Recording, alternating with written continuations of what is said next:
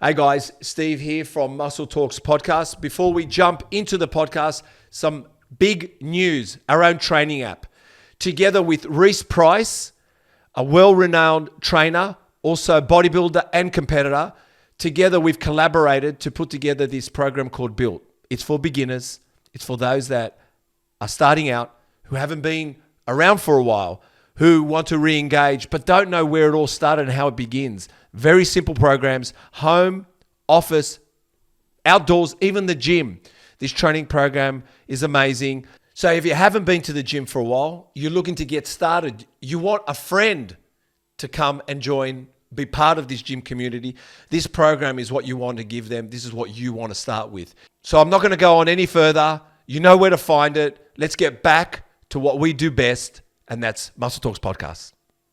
Because although I go through my prep and I did everything that I could to get the best possible result, I really understand the competition. All the competitors that come in did their homework. You know what I mean? Yeah. It's really cool, and it's really inspiring to be around those types of people. I really appreciated that about with regards to the way Tony runs his shows. There was a point in my prep when I was so carb depleted. I probably had close to no carbs for about a week, and I just remember walking around in the gym just like a zombie. Yeah. Just absolutely just walking around fully shredded, so deep, just everything. I just felt so crap. It tied together so many aspects of myself that I take a lot of pride in. Yep. And my ability to do boring things day in, day out, or eat the same food every day, or train, regardless of how I feel. It's either nor there or here. Let's just live, and that's what I'm going for. Man, I love that. I think that's really cool. Wow. Chris, I think to tie that back I think I'm Marcus Aurelius. Aurelius. Pluto. Am I on the podcast with Marcus? Is this Marcus? Is that you? It is me, man. It's reincarnated. He's pro-level goal setting. SMART goals, living your previous version is scary. If you want to look different, you have to behave different. When you see challenges, he sees opportunity. He's the only one that trains traps beside me. It's either traps or classic physique. Thank you, Dylan. He wants to know the worst training advice. He's ambitious and will voice his goals to make himself accountable. He's push-ups and sit-ups at 13. He wants to make his parents proud, ancestors proud, future kids proud, partner proud, people proud. Fuck me, Dad, he wants to make everyone proud. He's possibly Superman disguised as Clark Kent. He wants to protect and provide without wearing a high-vis vest. Please help me welcome. He'll face demons head-on. Zalen Velu, strength coach _Z.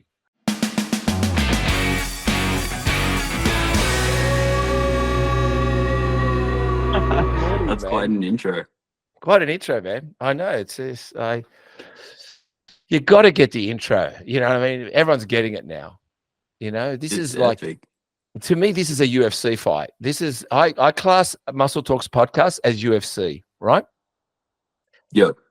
And if you watch our socials, you'll see I do a pre-thing, like it's a pre-fight. I'm announcing Zalen. Yeah. Or I'm announcing a podcast, or who's in the chair, and watch this and get a coffee and do that and do this. I think what people miss out on when they go online is pre-online. It's the build-up. A fight, you've got to get people to the arena to watch the fight. And if you don't get them to the arena, no one's bought tickets, no one's watching a fight. So absolutely. So it's all about the pre. Dana White does an amazing job, and he's my Muscle Talks mentor, and he's actually my mentor in kind of life. But here we are. How are you, by the way? I'm really good. Yeah, for sure. Okay. It's what day is it today? Tuesday. Yeah. No, it's good. at the moment I've got Mondays and Tuesdays to kind of do all the good work, like what we're doing today. Just filming, editing content. So yeah, it's nice to sleep in just that little bit. You know, you value sleep. I did my post, didn't I?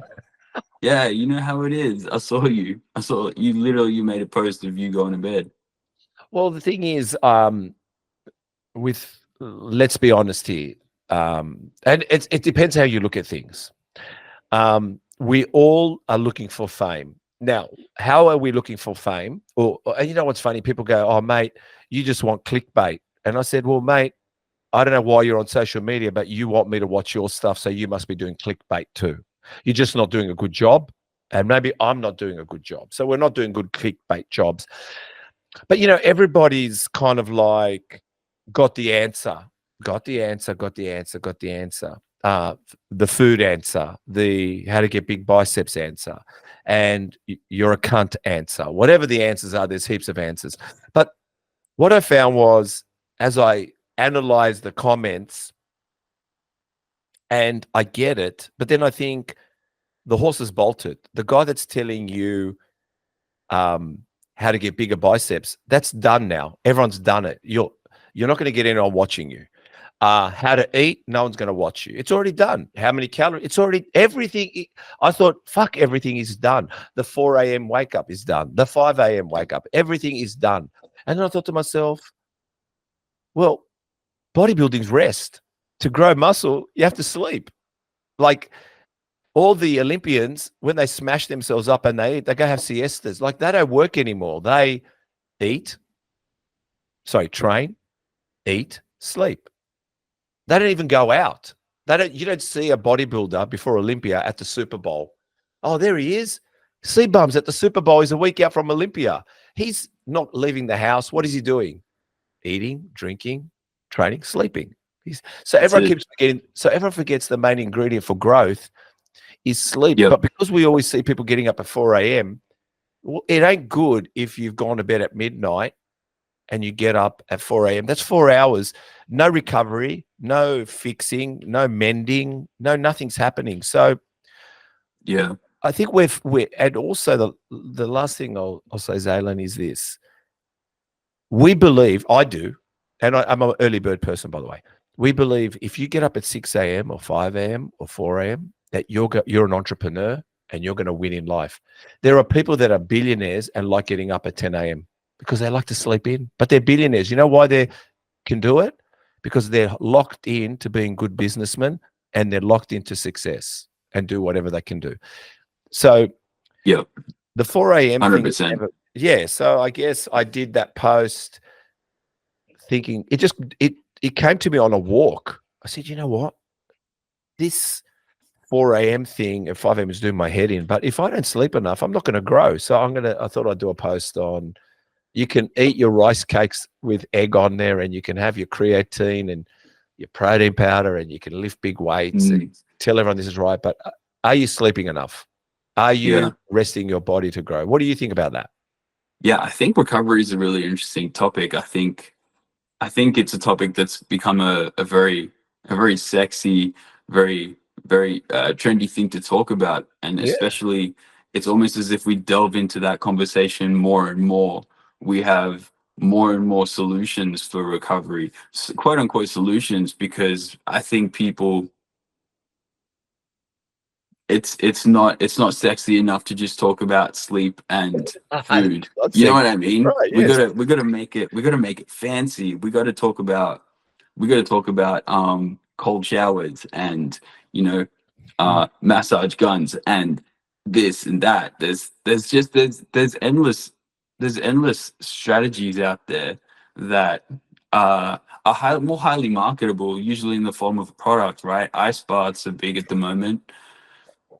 But can I tell you about, no one wants to eat food and sleep the way they should. Yeah, well, and look, you're right. Like, I'm going to try not to interrupt in relation to our conversation. And you're right. Everyone's making. So what I'm saying is, if you now, let's say you, Zalen, said to yourself, I want to tell them how to grow a big bicep. Can I just tell you, you're wasting your time. not because you can't Yeah. tell us. It's done. The horse is Yeah. bolted. And the Man, great thing, 100%. You mentioned that earlier, right? That it's all been done. How to grow big biceps, how to grow a big chest. you, And I you have really to wanted to think. take a You have different to really perspective. think. You have to really think. That's what I'm trying to say to you. You got to think. Yep. Yep. Especially in that attention economy, you know, we're all market. We're all trying to market something in some way, shape, or form. Yeah. But I did notice the same thing, is that all these coaches kind of put up the same ideas, you know, and it's all been done. And so I've really been getting into memoirs in recent years, listening to audiobooks and reading books about people that I really look up to. Anyone really that's quite accomplished in their field has a unique path and an interesting story to tell. But I find that there's something engaging about just documenting your story. And you can see, rather than instructional videos, which I see a lot of coaches put up, I've kind of been playing with the idea of just documenting. And so when you look through my social media, you just see a lot of content that documents, look, this is how I've applied everything that I've come to understand over the years. So you can, rather than each principle in video, I've tried to put it into the context of my own story. Look, I've noticed even the way you speak. I think me and you speak very similar. And I'll tell you why. Because I think we can only talk through thought and substance and pause. It can't be just blab. Because even though we have an idea, a new idea comes while we're talking. So we want to capture that moment of talk, right? So it's not like we can have a script, but the script it's only for safety. A script is I got scripts here for safety. I don't have it for anything else, right? So yeah. If you go back through my content, you'll actually see more talking videos. Yeah. But you can also tell that they're more scripted. You can see me looking at the camera, and just the way that I speak is so different, and it's a little bit more robotic because I'm reading from a teleprompter. You know what I mean? It doesn't feel the same, and it doesn't feel as genuine as just like this, you know, when I'm thinking and speaking to you in a conversation. And the ideas just flow that much more freely. I've never used teleprompter. That's one, and nothing scripted. Even that bicep thing wasn't, and the sleep thing wasn't scripted. I think Chris calls me a high-paying client. The reason being is Chris tells me, or I have an idea, we talk about it, and we just hit the go button, and I go to Chris, how's that? He goes, yeah, we're done. I go, great. So I feel how I operate is, hey guys, I just want to say thank you so much to everyone who has subscribed, who is following us on all platforms, but especially here on YouTube. And if you're listening to us on Spotify, please, if you could do us a big favor, which helps us reach more people, get better, bigger, greater. We've already had some great guests anyway. Everyone's been a treat. Hit the subscribe button. Hit the notification bell so you're notified every week a new podcast that is launched. And I just want to say a big thank you. But again, subscribe, hit the notification bell, and enjoy watching Muscle Talks podcasts. I operate in the same way with the mirror. A kind of mentor guy at a conference said this, which Chris has heard. Why do people go, when you're at the mirror, when you're in front of a mirror, and you look at yourself and you go, wow, I look pretty good. You know what I mean? And then let's say you go to the kitchen for a second to grab something, and you said, I want to go have one more look at myself. You're actually going back to find flaws. You're not going back to see better.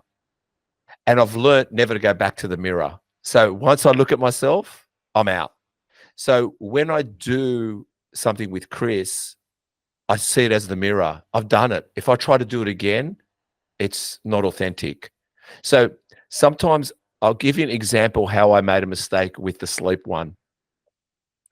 I said lack of sleep will make you chronically obese. What it says is chronic poor sleep or lack of sleep is the chronic part, which will create obesity. But I've got to say fucking wrong. I see the bozo part.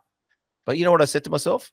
Fuck it. Let's play the bozo too for people. So someone will listen to that and go, listen to the idiot. He got it wrong at the end. Exactly. You were listening to the end. Perfect.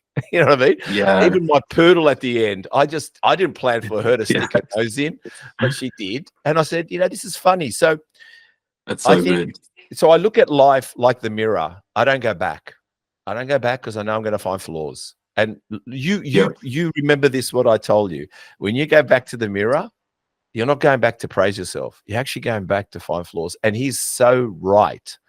Because that's so good. Like, it's something to remember. I think that's really interesting. It's an interesting perspective. And it's probably still something that I could improve on myself. I think we're all guilty of going back to the mirror, and how much we don't go back to look at it. You're gonna get that sneak peek, no doubt. Well, I'll tell you how you can work on that. Or I've got an answer for that too, because I still want to have a second look. I have to have a second look. I'm so handsome. I've got to have a second look. Now the thing is, no doubt. The thing is,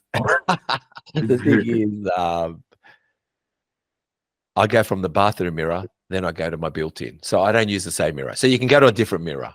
So just go to a different mirror, man. Just in a different room. If you need to see a second time, go to a fucking different mirror. Yeah. Use your rear view mirror, but don't look at your rear view mirror twice. Yeah. Hop in someone else's car. Excuse me, mate. And look at your rear view mirror. I must say the bathroom mirror is the one for me. It's so big. It's got so much coverage. It's just everything from the waist up. It's perfect. It's where I do most of my posing and flexing easily. Well, I try to, and I don't know how you guys master it. I try to do the bathroom pose, and I look at myself and I go, fuck no. I don't know what it is. Maybe I got to change. Not even after a shower? Just fresh out the shower. Maybe, but I think that I'm a big critic. I'm a very, very harsh critic on myself. I'm very hard on myself. So I can't help it. And maybe you are too, but I am. And I've tried to combat a lot of things, but we're getting there. So look, I'm going to go into a philosophy question first. I know and I like to start with philosophy. Actually, no. I'll tell you what I'm going to start with. The viewers' question. I've got 2 questions from 2 viewers.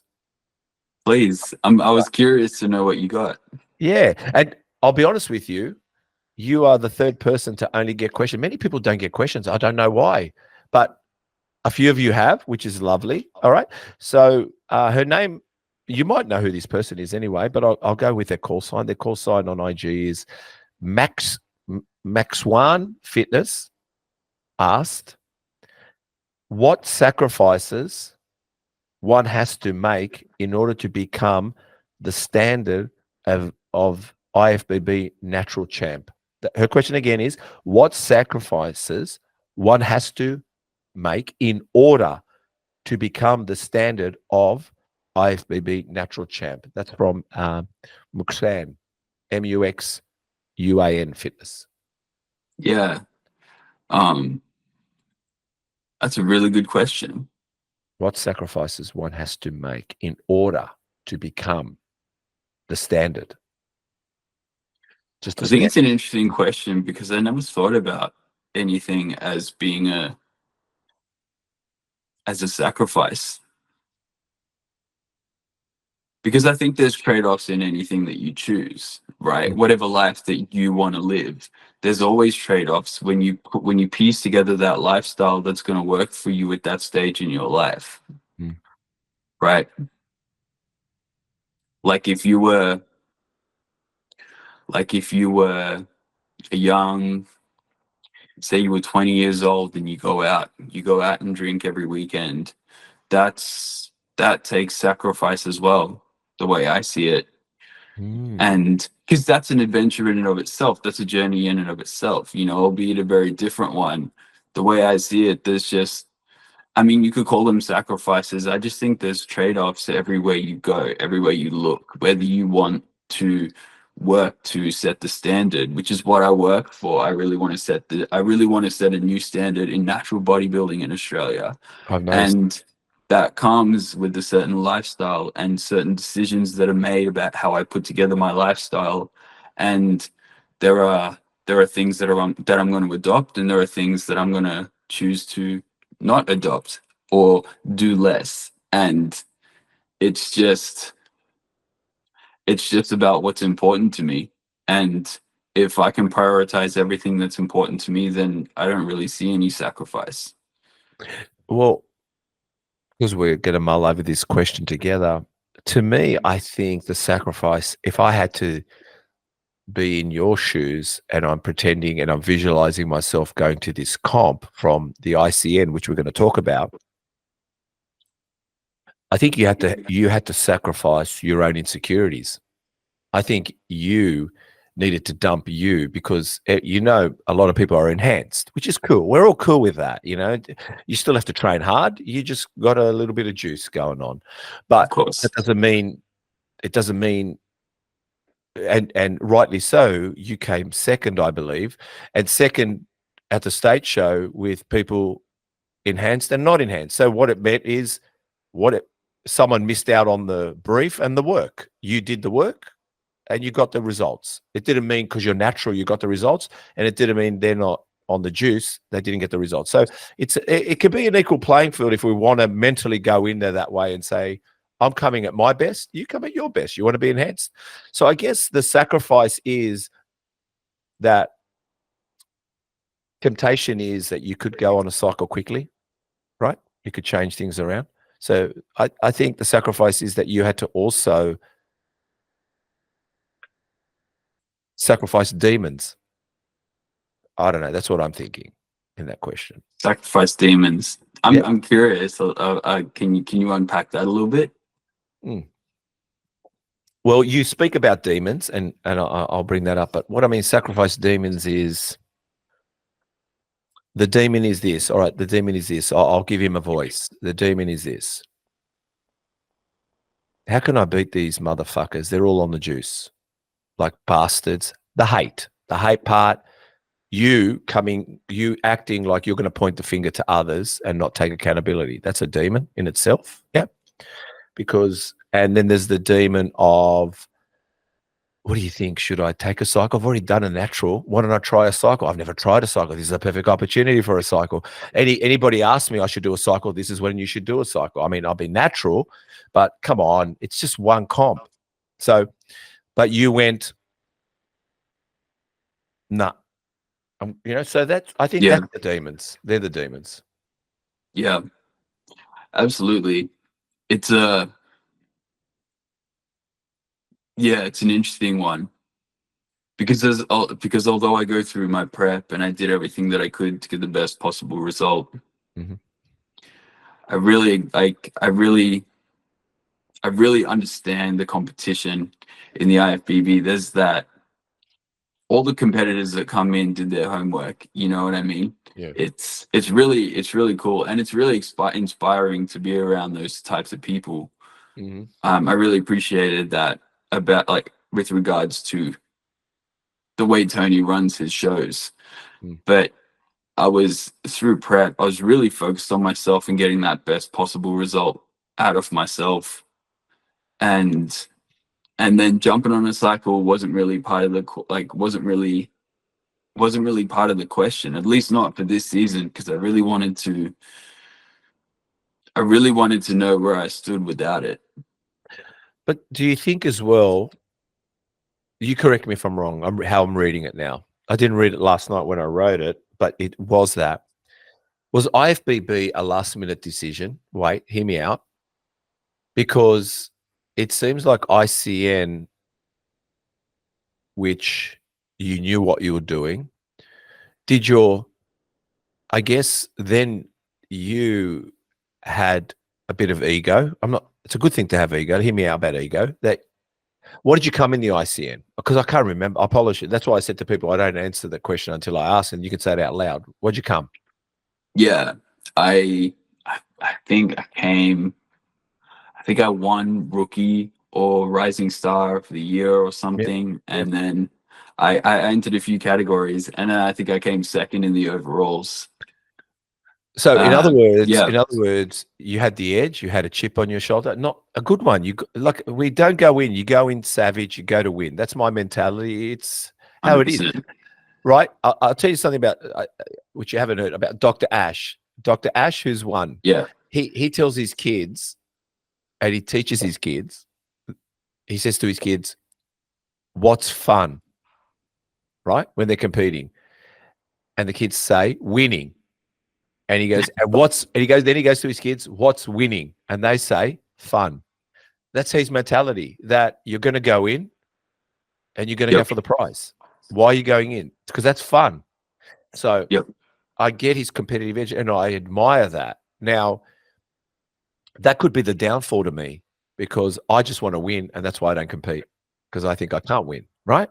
So now you've got the edge, you've got the eye of the tiger, you've done what you've done, and then you've gone, you know what? I'm going to take on the IFBB now. So you've kind of shifted to go, well, I'm in the prep, I'm here now, and I guess the sacrifices maybe were the fact that you didn't go and have your donuts and chocolate cakes after. You actually had a small cheat meal, and you said, let's put the pedal down. I want to take on these. I think you wanted to take them on. I think you wanted to take them on. That's it. Yeah. Correct me if I'm wrong. Correct me if I'm wrong. Absolutely. Have you read, do you know Tim Grover? Tim S. Grover? Sounds familiar, yeah. He was Michael Jordan's trainer. Oh, yeah, I know him. Yeah, of course I know. Yes, I know him, yes. Yeah. He's got a couple of great books. Relentless, and I can't remember the other one. There was one that was more recent.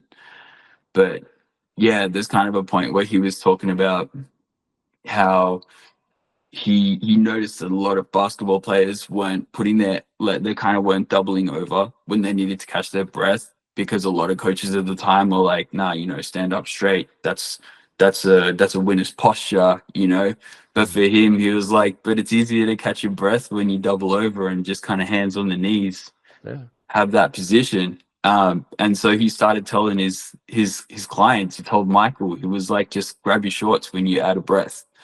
And then at first it might have been Kobe, and he was like, I don't want to do that. It doesn't look good. And Tim was like, you know what looks good? Winning. Yeah. The thing is, I hardly read. I mean, I do read a little bit, but to be honest, every book I've read, every quote I've heard, I've already got it. It's in my DNA. And because I've got a son, I get to experience a lot of things now, especially at 55.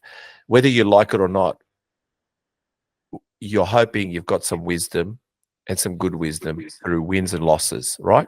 Through bad times and good times. It can't be average times. You've got no wisdom on average times. And I was listening to we're going to go on a bit.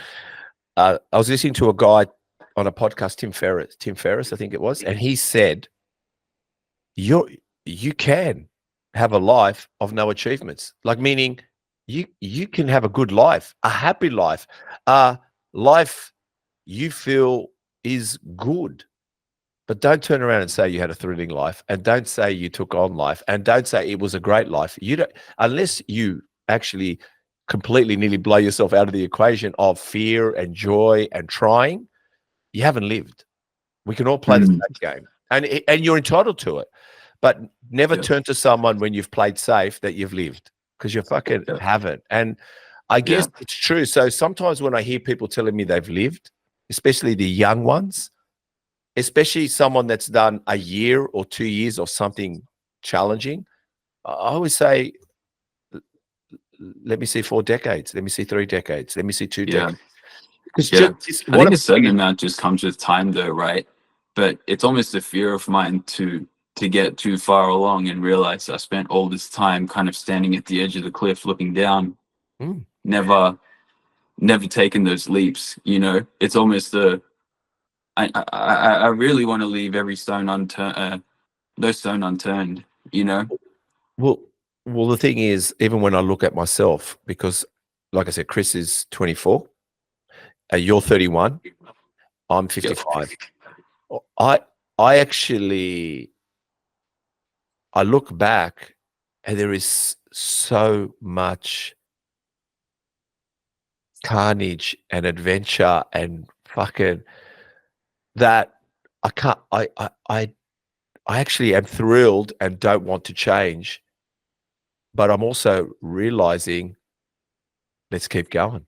And that's the thing. It's not about what's done. It's actually, now I just want to know what else can, no, I don't want to blow things up, but at the same time, I can't be afraid of landmines. So in other words, it's like, I hope I don't blow things up continually, but I'm going for it. So I don't know. 100%. I don't even know what my finish line looks. I mean, I can visualize certain things, but I don't know what my, the finish line is death. Well, but the thing is, I don't know before death that I'm going to be a grumpy death, a happy death, a looking back death, I did everything, or should I have played the superannuation card? I don't know what death looks like, but I have to, like, I have to believe I'm not going to die first and go for it. I don't give a fuck about death. Does that make sense? Yeah. But I think kind of acknowledging the fact that you're going to die gives value to everything, don't you think? The fact that our life is, our time here is finite at the moment. Yeah. But what I'm saying to you is, when I say I pulled that comment out of my ass, what I'm saying to you is it came from my heart. I really felt what I just said. And I'll tell you why. Because I know, and I'd be so sad. It'd be sad. Let's say this will be sad. It would be sad that at the end of my life, I have regrets. Let me just say that. And it'd be sad if I'm grumpy. It'd be sad. And it'll be sad if I lose my bananas. It'll be sad. It'll be sad if I don't have a heart on. It'll be sad. But what I'm trying to say to you is, fuck thinking I'm going to die soon and just fucking live. That was my comment. My comment is, I don't want to know, because I could be. So if I'm trying to guarantee that I'm going to be happy, if I'm going to try to guarantee I'm going to have a heart on, if I'm going to guarantee that I'm going to have my brains, well, how about it's either nor there or here? Let's just live. And that's what I'm going for. Man, I love that. I think that's really cool. Wow. Chris, I think to tie that back to... I think I'm Marcus Aurelius. Aurelius. Pluto. Am I on the podcast with Marcus? Is this Marcus? Is that you? It is me, man. It's reincarnated. I am the stoic one. I think it's interesting though to tie that back with winning in competition. I also kind of think that you can't escape competition. I kind of think it's all around us, and no matter what you're doing with your life, if you're trying to make money, or if you're trying to date, or if you're trying to build a business, you've got a podcast, right? You're competing for other people's attention and time. And you're competing with other podcasters, but then also musicians and, everyone. We're all in competition. And no matter, I just think you can't escape it one way or another. And so I figured, I'm 31 now. I've been building muscle for a long time. I'm just going to step on stage, and I want to know. But like, body dysmorphia is rampant, right? In bodybuilding. Okay. I'm there. I want to stand on stage next to everyone. Tell me who looks the best. And the funniest thing is, we were talking about this before you came on. Chris goes, maybe Steve. We were talking about how we were talking about how we can improve and why things seem to be going backwards. Not backwards in a way of growth, but quality.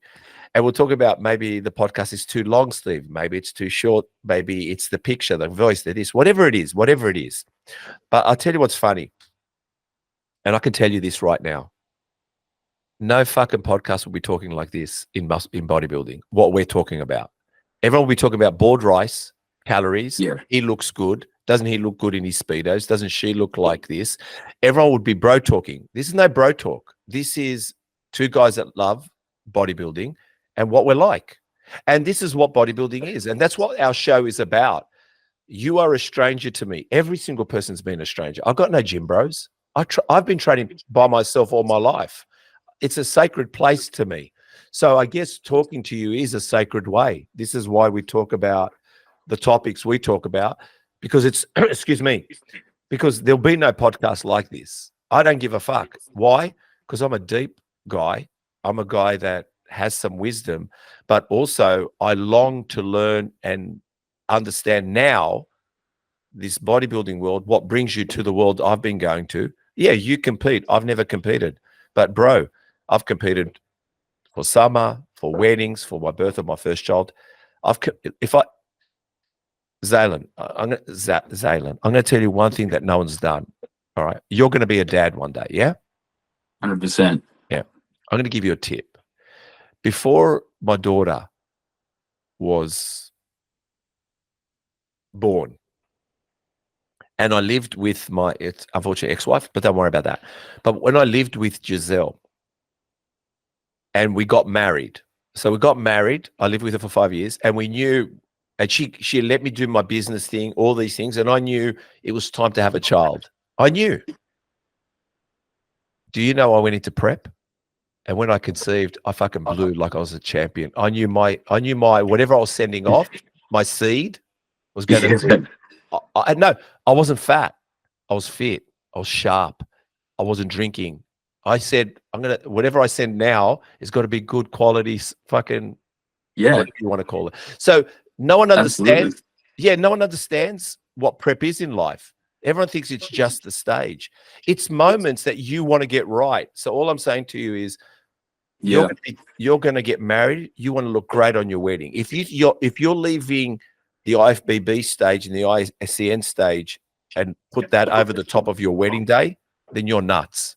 If you try to have a family and you're leaving ICN and IFBB days to be your best, you're sleeping. Everyone's asleep.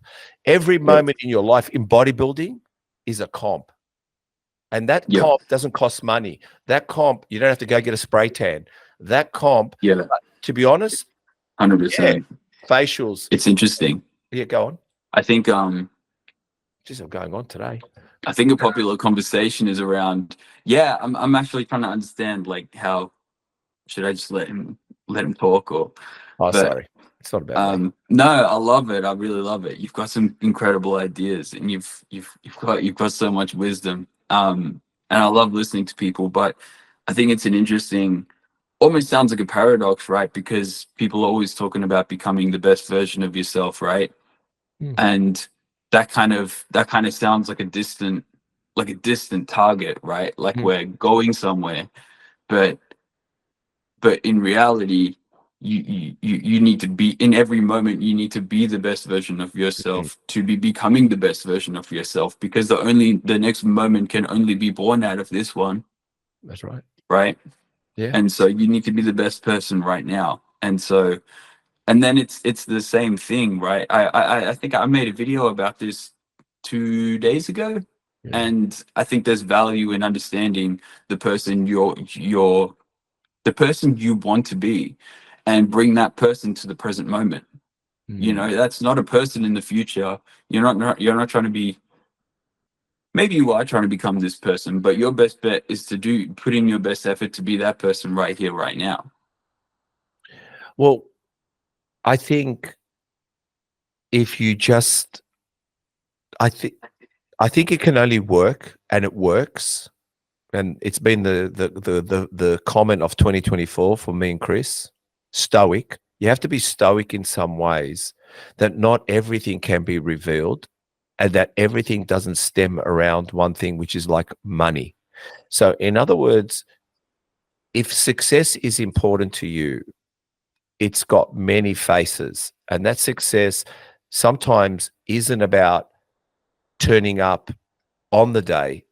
It's knowing which is the day as well. So in other words, the Olympic Games are coming up in Paris. These people have been training for 4 years for that one race. So in other words, where's all the work?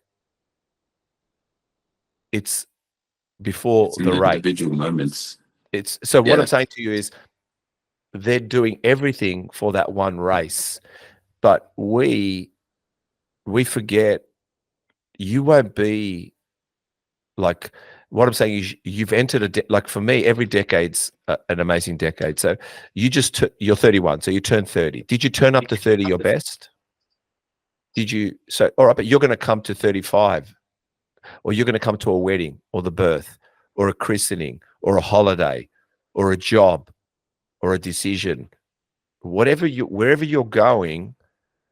Did you know you're going there, and what did you do prior to getting there? It's not always just about turning up. It's always about you knew you were going, you just never told anyone. And I'm going to change the subject. I've got one more question from someone, but I noticed you did a accountable post a day ago. You told everyone your goals. Yep.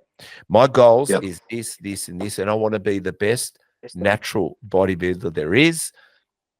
And I'm voicing this to you guys, so it makes me accountable. And my question, I've got it here. My question to you is, how do you do that? Because for me, I can't do that. And I'll tell you why. It actually deflates me. I'm so quiet. No one ever knows what I'm doing. It's always, I can't tell even Chris I've got a meeting with somebody. I just go to Chris, we got the deal. He knows I'm doing something, but it's like, Chris, I've got the deal. And he goes, like, it's not like he'll go to me, why don't you tell me? He knows that's the superpower. He doesn't talk. I'm talking here today. But so tell me about a person that likes to voice their goals to a person that doesn't. I can't. Yeah. It's to me, I think being a coach, I think one of the key parts of my skill set is to hold my clients accountable. Mm-hmm. And so I kind of feel like, and then I myself hold myself accountable to my coach. Mm-hmm. And I know that there are a lot of people that go through their own bodybuilding preps on their own and don't have a coach.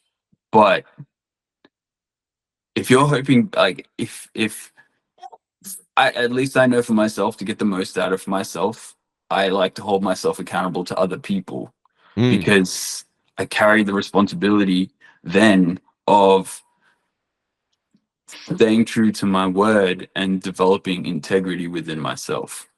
And I think the pursuit of developing integrity within myself, even if I fall short from time to time, the value still lies in this. The value still lies in the effort, if that makes sense. Does that make sense? Or maybe I read it like this. You voice it because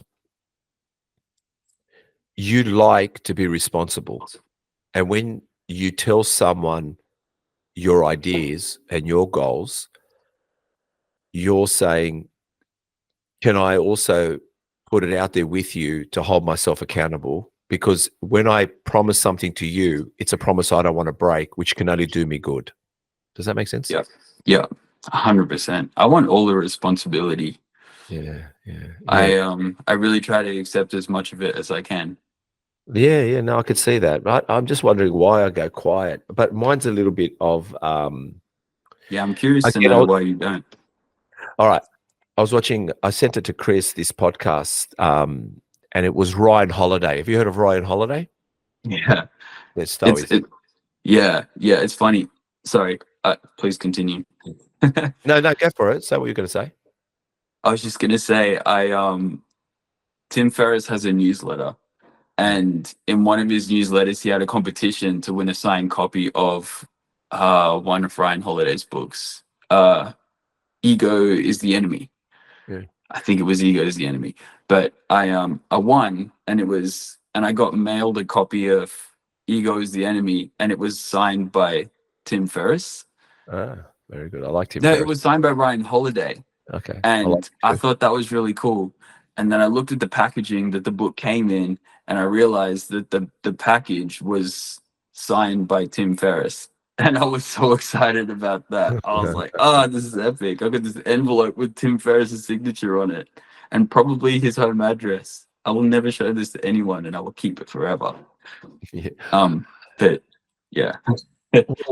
Ryan Holiday was on Modern Wisdom with Chris Wilkinson, and I was just listening, and I sent it to Chris, if you check your messages, I sent you that podcast. And why I wanted Chris to hear it was he really knuckles down some stoicism to understand it in modern terms. And I found it, I actually got relief from it. And I'll tell you which one was. He can't share his goals. And he can't, Ryan Holiday. And I can't. And I can tell you that's been from the age of 20. I can't. My ex-wife and even girlfriends always say, you've got to share your ideas with me. How can I do it with you? We've got to join and talk about everything. But I can't. I can't. I'll tell you to what extent. This is going to make you laugh. Well, not only was I renovating a house, no wonder she left me. Not only was I renovating a house, I'm renovating a house. I'm not even finished yet. And I went and bought an apartment in Darlinghurst overlooking the city. And I rang her and we just got a unit. Now there's negotiations, there's this, there's that. I told her once I put the deposit down, and she's like, wow. Why did you get in a way she goes, why did you do that? I said, oh, once you said you wouldn't mind having a city pad. So I got us one. But then while I'm renovating the house, I'm renovating the studio too. So and she's like, can you just tell me what you're going to do? And I'm thinking, I can't, because I've got it in my mind to get the studio. And I've got it in my mind to renovate it. I can't tell you. That's my goals. So yeah. I find, but Ryan Holiday said, and everyone keeps talking about the thing. So this is what he said. Just because you talk about the thing, people think they've done the thing. And because your brain is hearing it over and over again, and people are excited that you're going to do the thing, the satisfaction's done and you haven't even done the thing. So for me, I need to cut that all out. Because for me, like you, when you went on stage, and I've not been on stage, and I wonder why I haven't. Another story, quickly. I went to New Zealand and I bought a property in New Zealand. But the only person that knew was my wife. My dad didn't know. My sisters didn't know. Not even the people, I had a business. Not even people that worked for me knew what I was doing. I just said, I'm going away for 8 days. When I came back with a property. And my dad said to me, were you in New Zealand? Okay, yeah, I bought a property. He said to me, well done. But I know if I told my dad before I went, he'd go, why are you going to New Zealand for? You're crazy. You don't need to go there. You can buy property in Australia. So I needed to take away anybody that talks to me and bring the goods back. And that's all I do. And that's how I goal set. And that's what Ryan Holiday was saying. People talk the talk, say the thing. Everyone talks about the thing. Everyone's laughing, high-fiving about the thing, but no one's done the thing. And that's why there are people like myself that go quiet, because I want to actually talk about it when it's in front of us. The car, the bike, the holiday, the property. Like if I can, I don't think you're going to know. I don't think just see me on stage. That's it. You'll go, fuck, there he is.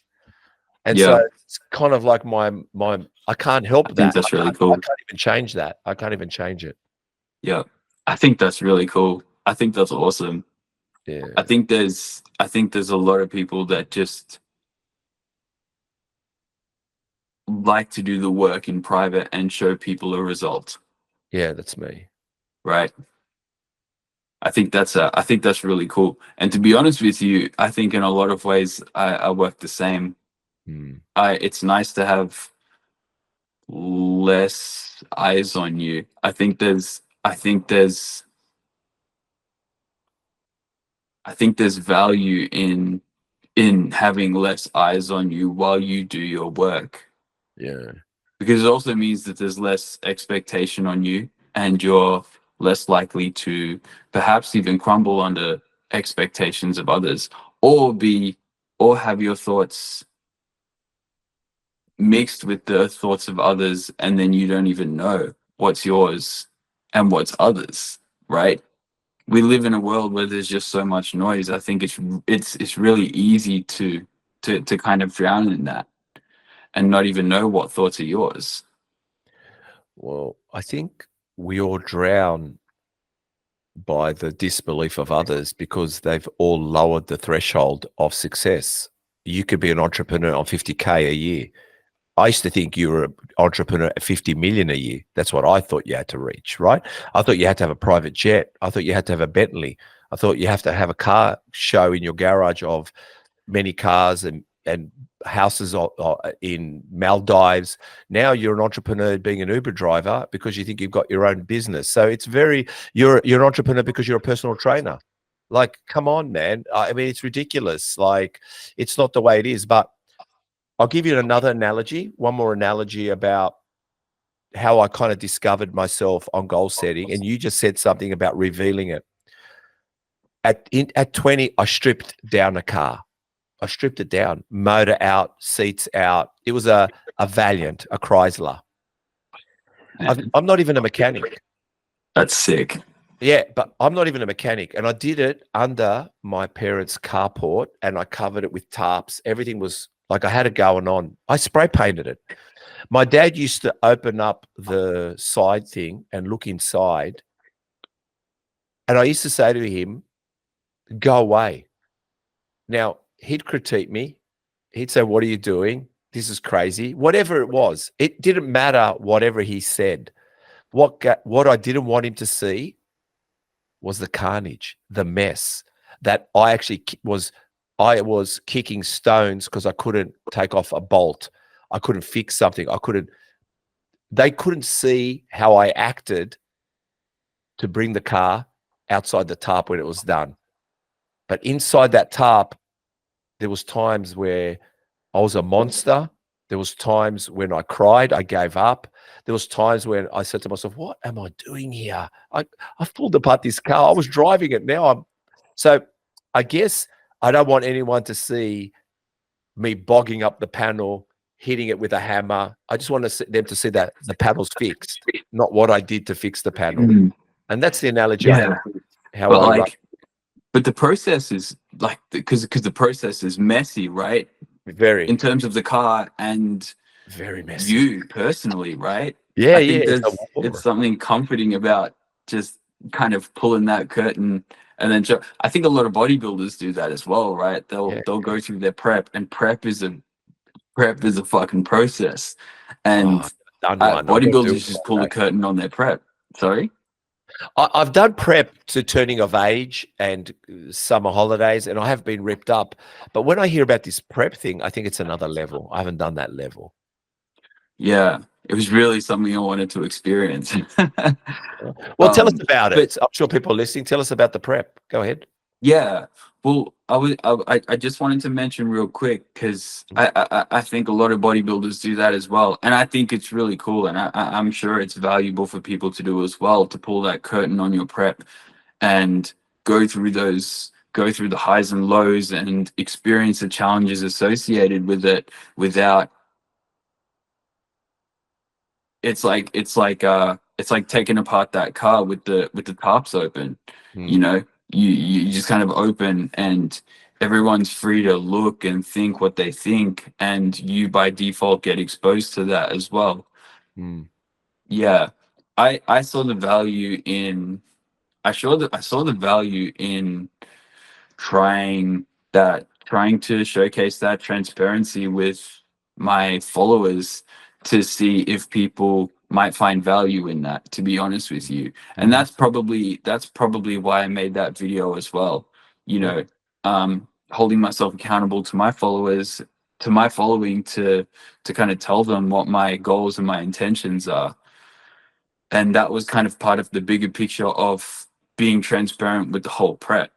And yeah, just to kind of see if people got value out of that, because I don't think there's a lot of people out there that showcase their prep that much. I think it's that there is a lot of highs and lows that come with it. You know, your self-esteem takes a trip, your hunger and your hormones, they do a number on the way that you think and the way that you see yourself. And yeah, it's an interesting experience to put all of that on social media. Well, how was the prep? Since we're talking about it, tell us about it. Yeah. Yeah, prep was, I must say prep was pretty exciting, you know, for Explain everything that I exciting. kind of went through. Sorry. Explain exciting. Yeah. So it's interesting because as you lose body fat, every next little bit of body fat you lose makes a bigger difference. And so in the probably in the last 5 weeks before show, every week and then eventually every day, I was seeing changes to my body, and it was so exciting. Because especially for myself, because I'd never seen any of that before. I spent a lot of my years behind a curtain and of body fat, you know, lifting heavy weights. And yeah, but then my coach is really good with cycling, carb cycling. And so we were playing with a lot of refeeds. I was lean pretty early before the first show. And so we could kind of afford to play with refeeds to kind of see how my body responds to the refeeds and how it pulls up in the days that follow. And so we had the ability to figure out what my best look might be before show. Wow. Yeah.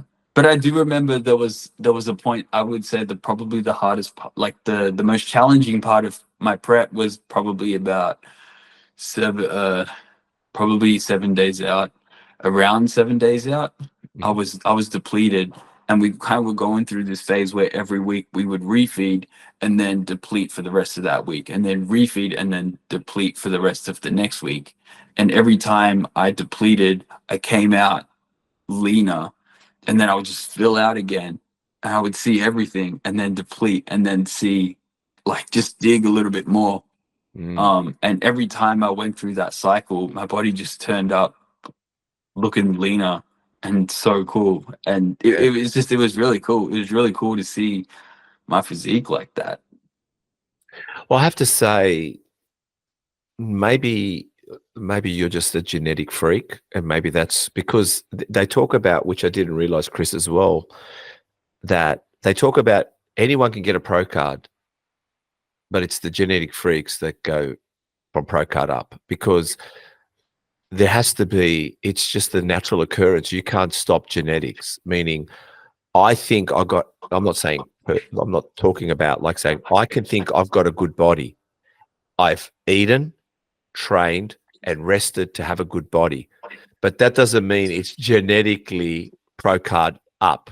It probably can get me a pro card on the day, win a comp, the best of the best. Because even someone said, if you're on stage and there's only 3 people, but if there was 8 people, you'd come last. Well, you came last because you came third. So it doesn't matter. You got a medal. Yeah. And everyone talks about their medal like, look at me, man. Everyone, no one says like, guess what? What? I came third. And you go, that's amazing. And you go, how many people were in the competition? They go, oh, what's that over there? I don't want to tell you there was only 3 people. You know, you know what I mean? So yeah, at the end of the day, I could come second, and Chris will go, fuck, Steve, you came second. And I'll go, but hopefully Chris doesn't ask how many guys were in the comp, because there's only 2. So the thing is, yeah, it's subject, but once you got that pro card, there's no subject.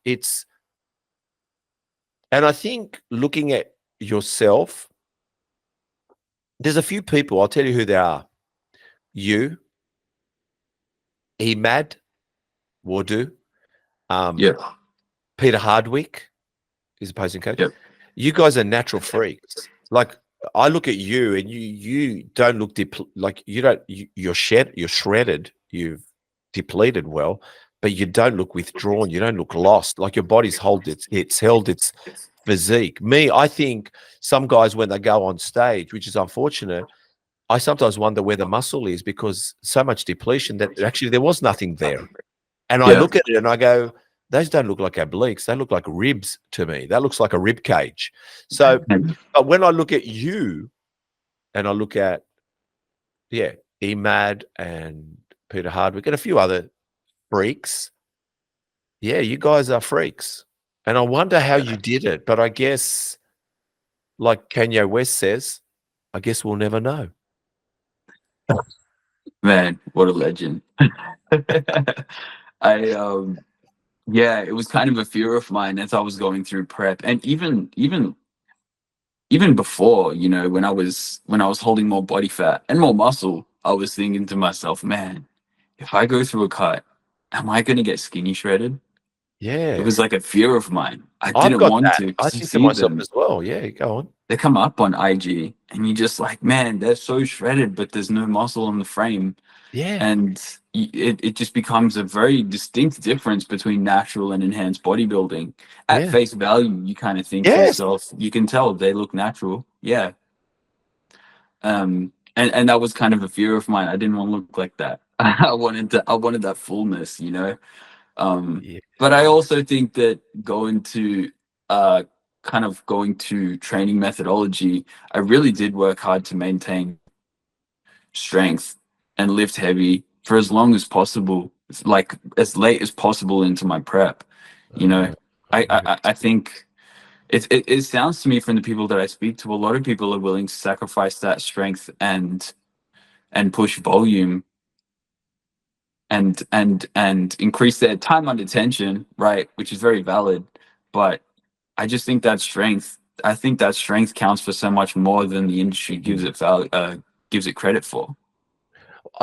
you know what? It's like the penny just dropped. I think you're right, and I think it's funny. You know, I saw Emad Wardu win his pro card. I went up to Queensland, right, and I was with a bodybuilder at the time, and look, it was John Torelli. He's been around, and he said to me, "That guy there, Emad, he's natural," and I said, John, fuck off. Are you serious? There's no chance he is natural. I was laughing my head off. I go, no fucking way. John, I can't believe you've been tricked. I don't get tricked. You're tricked. And sure enough, you know, I have Emmanuel on my podcast, and I knew he was natural, and it just blew me away. And I had to not only eat humble pie, I was happy to. I was like, this is so good. I'm so happy to see that. Like, I was very happy to see it. You know what I mean? Like, it was really cool that, and it made me Right? feel like you guys are kind of your own style of race car. Like everyone else is running a certain Formula One car, but you guys have come along, and it is a Formula One car, but it's just setup is different. You got different wings on yourselves. Like, it's just. And I like that. I think, fuck, this is going to be a good race. This is going to be a good race. That's how I look at it. Yeah, I love that. I think that's really cool. And it's kind of one of the things I really enjoy about being natural in this space. I feel like I'm relatively new to the competition Yeah, of bodybuilding, but yeah. I feel like I've just kind of landed in a very unique niche. You And have, man. You have. it's really exciting, and it's still quite new to me, you know. Um Trying to figure out how to work with the platform and the niche that I've ended up in. But it really is it is really exciting to Well, the kind of thing is, see where I stand. yeah. Well, look, I think as well as Emmanuel, because from what I remember when we spoke late last year, he's going all the way as far as he can natural, as far as he can. He said, as far as he can. But the thing is, let's put it out there. If you can win an Olympia title, let's just say you can. Let's just put it out there. Let's say you win men's physique. You beat Ryan Terry. Let's say you beat Trying Ryan to, Terry. Let's say you beat yeah, Ryan Terry, but you did it naturally. You'd be the talk of the town. That would be the biggest topic in the world. Like, yeah, you'd probably give hope to people, not because Ryan Terry doesn't. It's just a new hope, because people are yeah, thinking of certain things, but you'd show the road. So could you imagine if you did that? Wow. Bloody hell. yeah. That would be sick. Man. Well, It's you've got, yeah, go on. but I think that's a really interesting. I think the further I can take bodybuilding Mm. as a natural bodybuilder, I feel like the more I can provide there. Like perhaps winning the Olympia is the pinnacle Yeah. of like your ability to provide that perspective to the people. But I think like the further along I can go, it's like a spectrum, Yeah. you know. I like, because I really want to see how far I can take it. Just the same, you know, natural. But it's not like a righteous, like I'm better than everybody else, but No, because no. I'm on the gear. But like I really take pride in what I've achieved without it. Well, I think And as I want to well, show people what is possible without it. but I also think you're more marketable. Like more companies, if like you got to look at it as dollar value. You want sponsorship, you want this, you want that.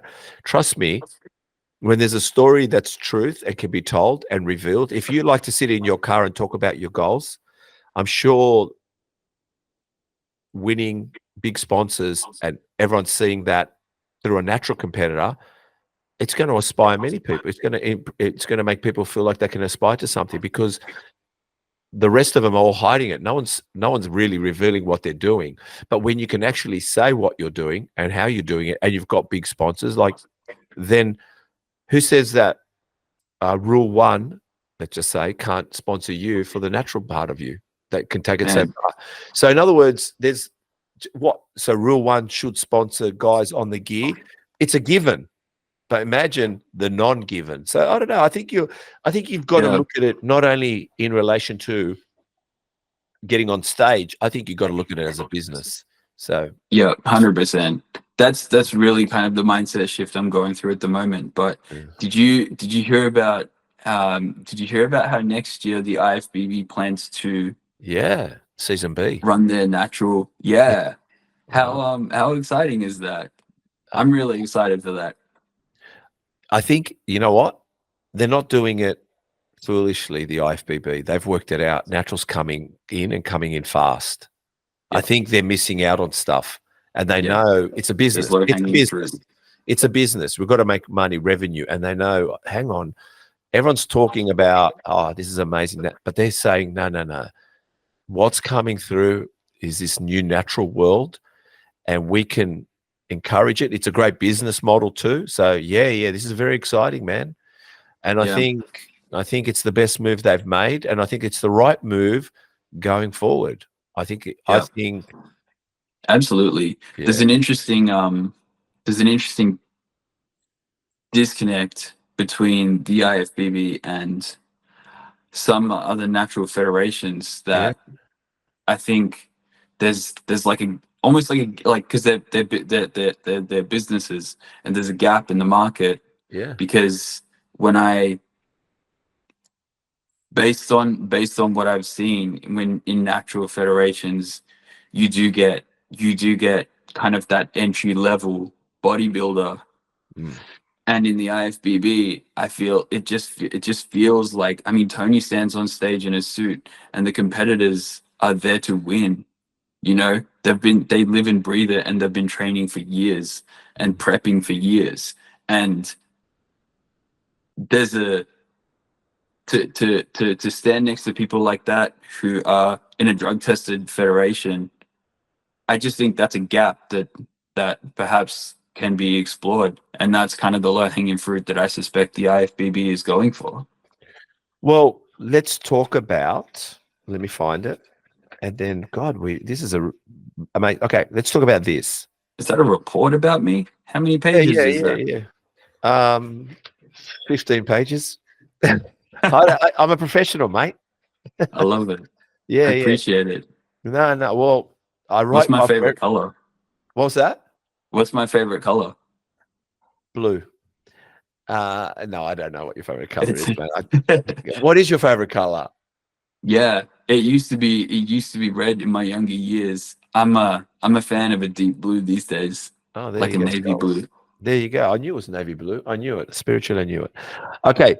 The bodybuilding season started off with the ICN Rising Star Rookie of the Year show. Now, one of your proudest moments was you posing next to the ICN world president, who was holding your urine sample. Now, wait a minute. We're not holding a bottle with piss in it. We got it. It was a certificate. It's a certificate. And you said you felt honored to be drug tested at your first show. Tell us about that honor. Why did it feel that way when, big deal, you went to an ICN natural show, but you felt that honor? Explain to me that, because it made me think, like, that's next level. Besides winning and the trophy, you were more honored of the process and being tested. Why? Yeah. There's a big smile on my face in that photo Yeah, too. it was. Yeah, and he was happy too. But again, let's make it clear, it was not a little container with piss in it. It was a certificate. Yeah. Okay, It's really the it's really the standard I want to set. You know, I think going back to the idea of the skinny shredded person, I really want to recreate that idea and show people what's actually possible with years of hard work, and that you can create a physique that looks like it's what you want, you know. And but yeah, to be at the ICN and then be questioned, I just thought to myself, wow, I wonder if they wonder if I'm natural. You know? Yes. Chris is giving me a pen. I just want to, so yeah, I did. Well, I guess I think the difference between, because I have conversations with people also who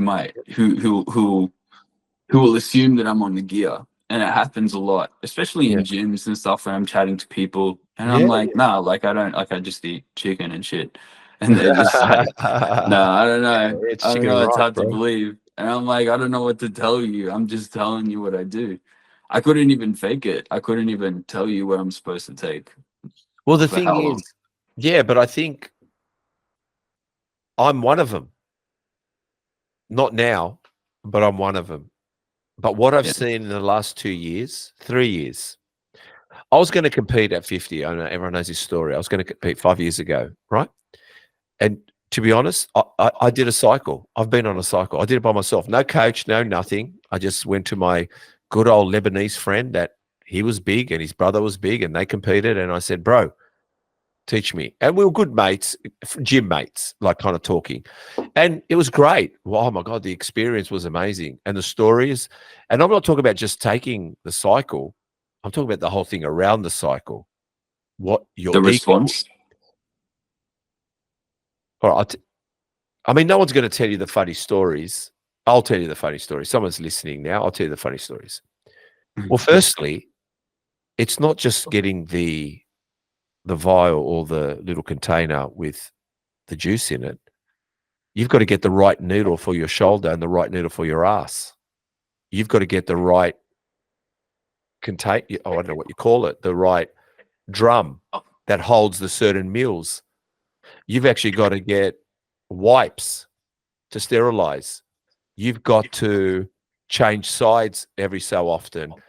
You've got to dispose of your needles correctly. So you know where I did that at? Shooting up labs. So in other words, you could get everything for free. So I'd go to these alleyways in the back of Redfern, and I'd walk in, and there was all the heroin people, everyone on drugs, and I'd walk in, and I'd go, and all they'd say to me is, "What do you want?" And it was like a shopping list, and I got it all for free, and I got it in my plastic bag, and I'd walk to the car, and then I realized other bodybuilders do it too. Man, that's hectic. Because he said to me, if I go to a pharmacy, this is going to cost me a bomb. So he goes, watch me show you how to get it for free. So the whole experience was, wow. I'd go to buy some stuff, and he'd go to me, have you got this? Have you got that? Have you got this? I go, no. He goes, all right, let's get in the car and go get you some stuff. So we go and get the new needles, the new this, the new that. See, no one tells you these stories. Wow. Yeah. Yeah, nah. That's really interesting. Yeah. Everyone just talks about taking the juice. What was your experience? What was your experience? So you're off, like, I just What was did. your I just did. experience I after the just did. cycle? I just did naive going in, naive after, right? So I did two cycles, meaning in 1 year or kind of 1 year. So I did, I don't know, it's like 8 weeks. Then I took a couple of months off, and then I did another 8 weeks, whatever it was, 12 weeks, whatever it was. Yeah. Completely naive. No, completely. Like, I could do it better now. And to be honest, would I do another cycle? Maybe. And I'll tell you why. Because I want to do it better.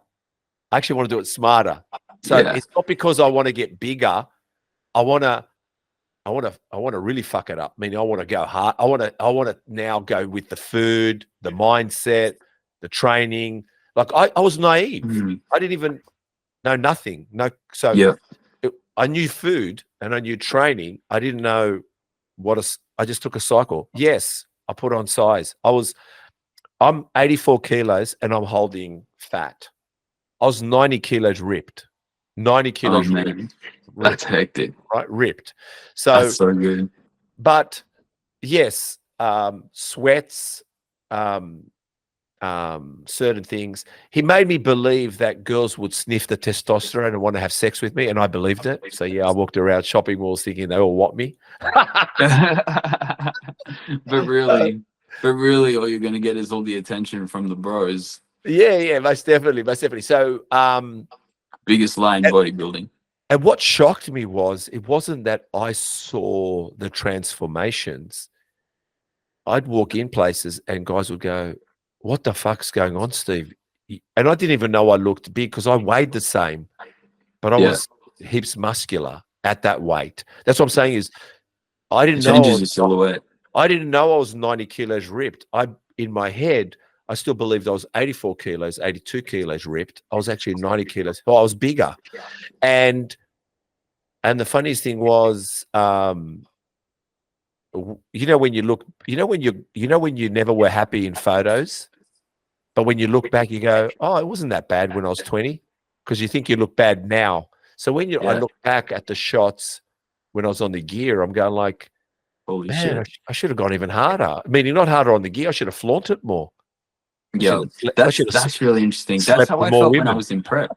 Sorry, just joking. What was that? That's how I felt when I was in prep. Yeah, it's interesting because, like I said, it messes with your head, and you just I just thought to myself, some days I just didn't feel good. I felt fat.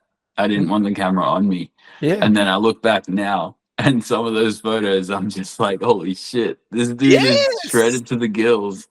And he felt fat on that day. Because my girlfriend might film me, and I'm just thinking, I don't want to take my shirt off today, you know? But and then you look back and you're just like, what was going through your head, man? What did you see in that mirror that day? Well, the funniest thing is you don't want to take off your t-shirt now. And that's what I'm saying is back then you just laugh because you didn't want to and you were at your best.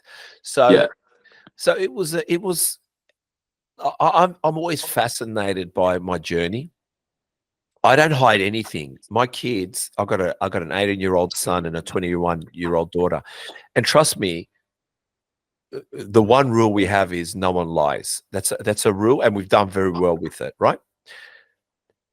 And the reason we've done well with it is because I've experienced liars in my family around me. White lies, blue lies, green lies, whatever lies you want to call them, they're just lies. So when my kids ask me, have I taken certain drugs or done something? So my daughter once said, "Dad, have you taken steroids?" And I went to her, "Could you have asked me before I turned 50? Like now you're asking me that bloody question?" Because I was like 51 or 52 at the time. Yeah. Yes. Have you? And think about it. She's 21. So she asked me 4 years ago. So she was like, what is that? That's 17. No, is it 17? 17. So here's this 17-year-old girl going, "Dad, did you take steroids?" And I went, "Ruby, fuck, couldn't you have just asked me when you were like 15? I hadn't taken a cycle when you were 15. Yeah, asked me 2 years ago. Yeah, so unfortunately I said, "Can I answer what I was before 50 or do you want to know after 50? And she's like, "Oh, did you take steroids?" And I went, "All right, I did." So. Did you tell her where you got them from? I think everyone knows now. shooting labs. It was That's crazy, awesome. man. It was, That's awesome. brother. That's an experience. Well, at least I can grab my soccer ball and come on the soccer field and play a little bit. Maybe I haven't reached the quarterfinals and the semifinals and the finals, but I have played soccer. Let me tell you. Oh man, you're playing. Yeah, I'm playing. I play soccer. I love the sport, man. I wouldn't be doing a podcast if I didn't love bodybuilding.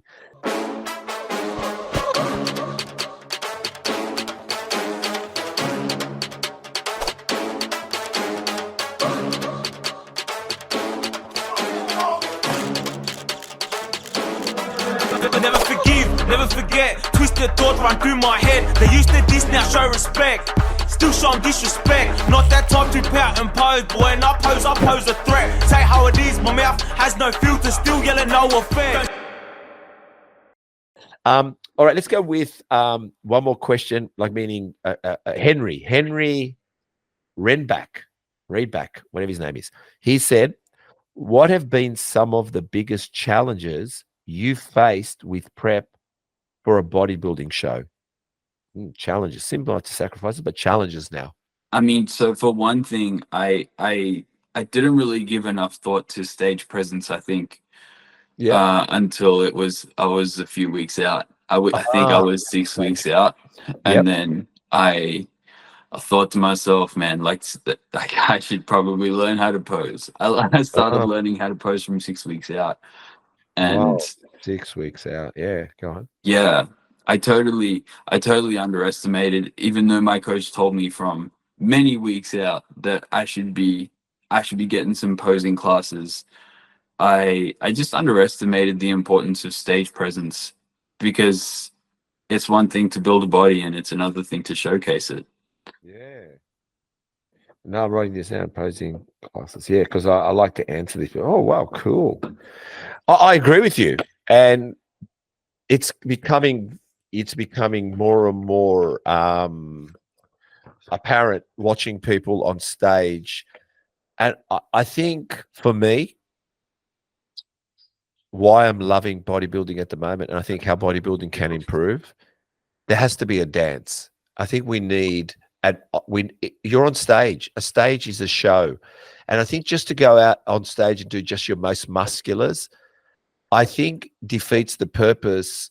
It's boring. If every guy came out and just did double buys, the most muscular, I don't know, whatever that's called. What I'm getting at is, but when you do a routine, I guess the paying customer, which has paid to come and watch you $60, $30, $70, well, we can go watch we can watch theater. So I guess you guys, I think the bodybuilding world needs to say, God, guys, we'll actually get more people if we create this theatric. And I think it's good. I think it's the best move happening at the moment. Yeah, 100%. And I think the people who really put that time in to dial in on their stage presence, they're the ones that really geek out on posing and become technicians. They really stand out in a lineup, and they really stand out in a lineup. You can see it. The discrepancy is so clear. And it's interesting because Arnold really talked about it since the 70s, right? He was going on and on about posing being undervalued in bodybuilding. And so it's not really a new conversation. But have you seen Pumping Iron? Yeah, of course. So if you haven't watched Pumping Iron, if you haven't, no. But if you have, look, anyone out there that hasn't watched Pumping Iron and they're bodybuilders, you got to watch Pumping Iron. Now, it's not the most thrilling. It's not the most thrilling, edge of your seat type movie, but watching it makes you realize the art, the mind games. It's a game. It's it's everything about turning up. Yeah, 100%.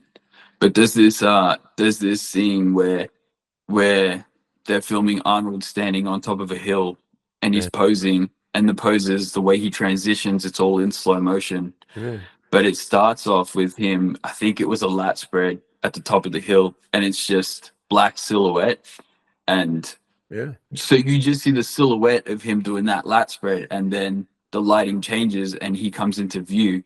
But to me, that kind of shows the silhouette, Yeah. you know. It showcases the shapes you're trying to make with your physique, you know. Mm-hmm. Not just the physique itself, but to make really cool aesthetic silhouettes that look really pleasing. There's something about that that's just so cool. Well, again, I think that, look, there's a lot of things cool, and I'll just tell you, posing's cool, and I'll tell you why. Chris trains by himself, I'm assuming. I train by myself. I'm not saying you don't train, but you train. But when I grew up, so funny enough, you were born and I was going to the, you were born in 93. In Yep. 93, I was, I think 24 years old. I was 24, right? And that were the days when I was natural, obviously, but ripped. But the gym back then, I'll tell you what it was. Not only, when you watch Pumping Iron, it seems like Arnold's talking to a few guys and everyone's posing in front of the mirror and everyone's kind of gathering around each other and guys are sitting on the floor and watching each other. Gyms were 3 hours. When we went to the gym, we went for 3 hours. That's what I'm saying is, and it wasn't because we were in and out. It was the whole experience, man. Yeah. I'd be finishing, hear me out, I'd be finishing a chest workout. And before you know it, I sat down and you'd have to stop. We'd all stop before we transitioned to shoulders. And when we sat down for 15 minutes, we had a chat. We all had maybe a protein shake. No one did this smash getting. It was like, all right, you just did chest. You need 15 minutes rest, man. Oh, okay. So we all sat down for 15 minutes. We let the body rest, and then we went and smashed shoulders, right? But the funniest thing was, in that time, some guy would go, hey, I'm about to show off my body. We'd all go to the bathroom, and there'd be him and the whole gym in there watching him, or a few guys would be challenging each other in the toilets. We'd be posing in the gym. It was 3 hours. We'd be 3 hours at the gym. Yeah, we never left. Cool, man. It wasn't just training. What you saw in Pumping Iron was exactly that. 3 hours of training, talking, showing off, discussing things, critiquing each other, encouraging each other. Sometimes it was a comp type challenge. You'd show the guy next to you off because he was showing off. You'd come on. So it was kind of like all that. That was 3 hours of it, man. It was 3 hours. Do you think that in more recent times bodybuilding culture has shifted to become more of a work in the shadows, lone wolf kind of scenario, and it's perhaps a little bit less connected to the community face to face, like less of that, like even like in Arnold's book, he talks about, I think it was Be Useful. He talks about how he would train with his mates, and then they would all just go eat together, and then they would all go to the beach together. And it just sounded like and then this is really similar to the stories you're telling. It just sounds like it was a different scene once upon a time, and today it just feels like everyone in their own kind of corner is just like just working on their own. Well, the thing was, you are pushed. Firstly, we never had coaches, right? That's the truth. No one had coaches. But you get pushed by your coach, right? You get pushed by your coach. But when you're on your own, you're not going to load up the bench press to get stuck. It didn't matter. I'd finish my workout, and a mate would go, "Would you stick around and spot me?" And I go, "Yeah." So I'd stay to spot him the whole workout. And even if I didn't have someone spotting me, it was a rule. If you were asked to spot, you said yes. No one said no. Why are you disturbing me? It was nothing. It was like, hey, bro, can you spot me? He'd spot you. And not only spot you to the point where you look like you couldn't lift it, you'd say to him, go up again, bro, and I'll be here. And he goes, thanks, man. I'll call you in a second. And then you didn't walk away going, what a fucking idiot. You'd go like, you'd even go back and say, do you need me again? And I train at an old school style gym, and there is a group of boys that do that. I can watch them, and I actually get kind of like a warm heart watching these guys at the gym for 3 hours. They don't go anywhere. And when we finish the gym, hear me out, when we'd finish the gym, we'd go, let's say we trained in the morning on a Saturday. We go, hey, meet you at Bondi at 1 o'clock, bro. We'll go, yeah, 1 o'clock. And then we'd be at Bondi, the boys. Then we'd finish and we go, hey, listen, tonight, Romano's pizza place. Yeah, let's go have pizza. And we'd all be the boys having pizza. It was, hey, let's go to the steakhouse. It was, you had to, hey, bro, what? $12 steaks? That's a lot of protein. I'll be there. And then you walk in there and all the gym bros are in there eating steaks. We're all in there, steakhouse. And it was World Gym T-shirts at night, and it was flashy tracksuits, and it was bum bags, and it was crazy. You got no idea, man. It was community. I want to bring that back. That's so cool. But the thing is, what changed was that, I don't want to say this in a way because it could lose my ratings, but we loved them anyway. But it was the feminine that's come in and changed a lot because, hear me out, we did it for the girls. Don't worry. We build bodies for the girls. And when a girl trained at the gym, to be honest, it was very rare. We'd look at them and go, we wouldn't even perv on them because we just go, oh, she's one of us. Cool. Hey, you're one of us. Because she was in a tracksuit too, and she was wearing a cap, and we all were just in trackies. Yeah. Yeah. We just love the girls that did aerobics. Oh my God, check the girls doing aerobics, man. We've got to go and talk to the ones in aerobics. And that's how we were. It was just, we all had our own places for some reason. And I don't know, but I think today, I'm going to say it like this. I want to hear what you're going to say. I believe the gym is similar to calories in, calories out. Everyone just fucking thinks it's the numbers when it's not the numbers, man. It's knowing how to eat well first, enjoy eating well, and start counting it. Don't count and then find it. Because if you're going to count numbers, you're going to eat donuts, you're going to eat cake because it's inside the numbers. But those numbers aren't good. So what I'm saying is, the gym isn't bad because you've been there for 3 hours, but everyone thinks it's a 45-minute workout. It's a this workout. It's a that workout. Mate, you might not want to leave the gym for 3 hours because you like talking to people and helping people and eating at the gym too, and you're having a good time. It's not all about the workout. It's got nothing to do with the workout. Yeah? It's the culture. It is the culture. And the other thing is people talk about this. They talk about, oh, look, man, we had it on our last with Jeff. They talk about food isn't, what's the word? Food isn't orchestrated, meaning it's not like, there was a word he used, like they were trying to say, there's never the perfect time to eat. Yes, there is. There's pre-workout food and there's post-workout food, and there's a window. Yeah. You can have... You don't have to go in the window. Yes, we got it. You don't have to eat in the window. But if you eat in the window, it's better. It's a good thing.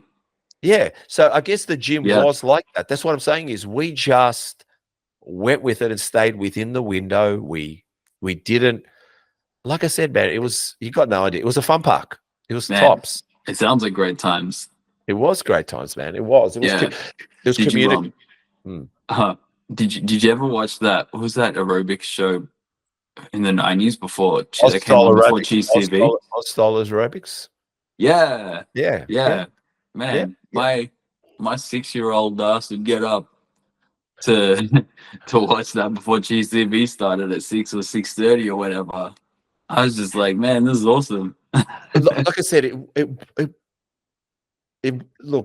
like I said, it's changed a lot. But there are some gyms. The gym I train at, which is Hardcore in Carlton. I'll tell you a funny story about this gym. It's a male-only gym. No women are allowed. I know. Oh, wow. No, because and I think the reason being is because they're Muslim, it's their faith, and they don't want to create temptation. And I love it. I've been training there for 6 years, and I love the fact it's a guy-only gym. I feel safe. Yeah. I feel good. And that's why I see it. And that's why I see a lot of the old culture in there, the gym bros in there, the boys. And when I see the boys in there, and what's good about the boys, I'll tell you another funny story. Sometimes one guy is pushing an amazing weight, and his mates next to him are too busy on the phone. And I walk over and I go, "Hey guys, this guy needs a spot."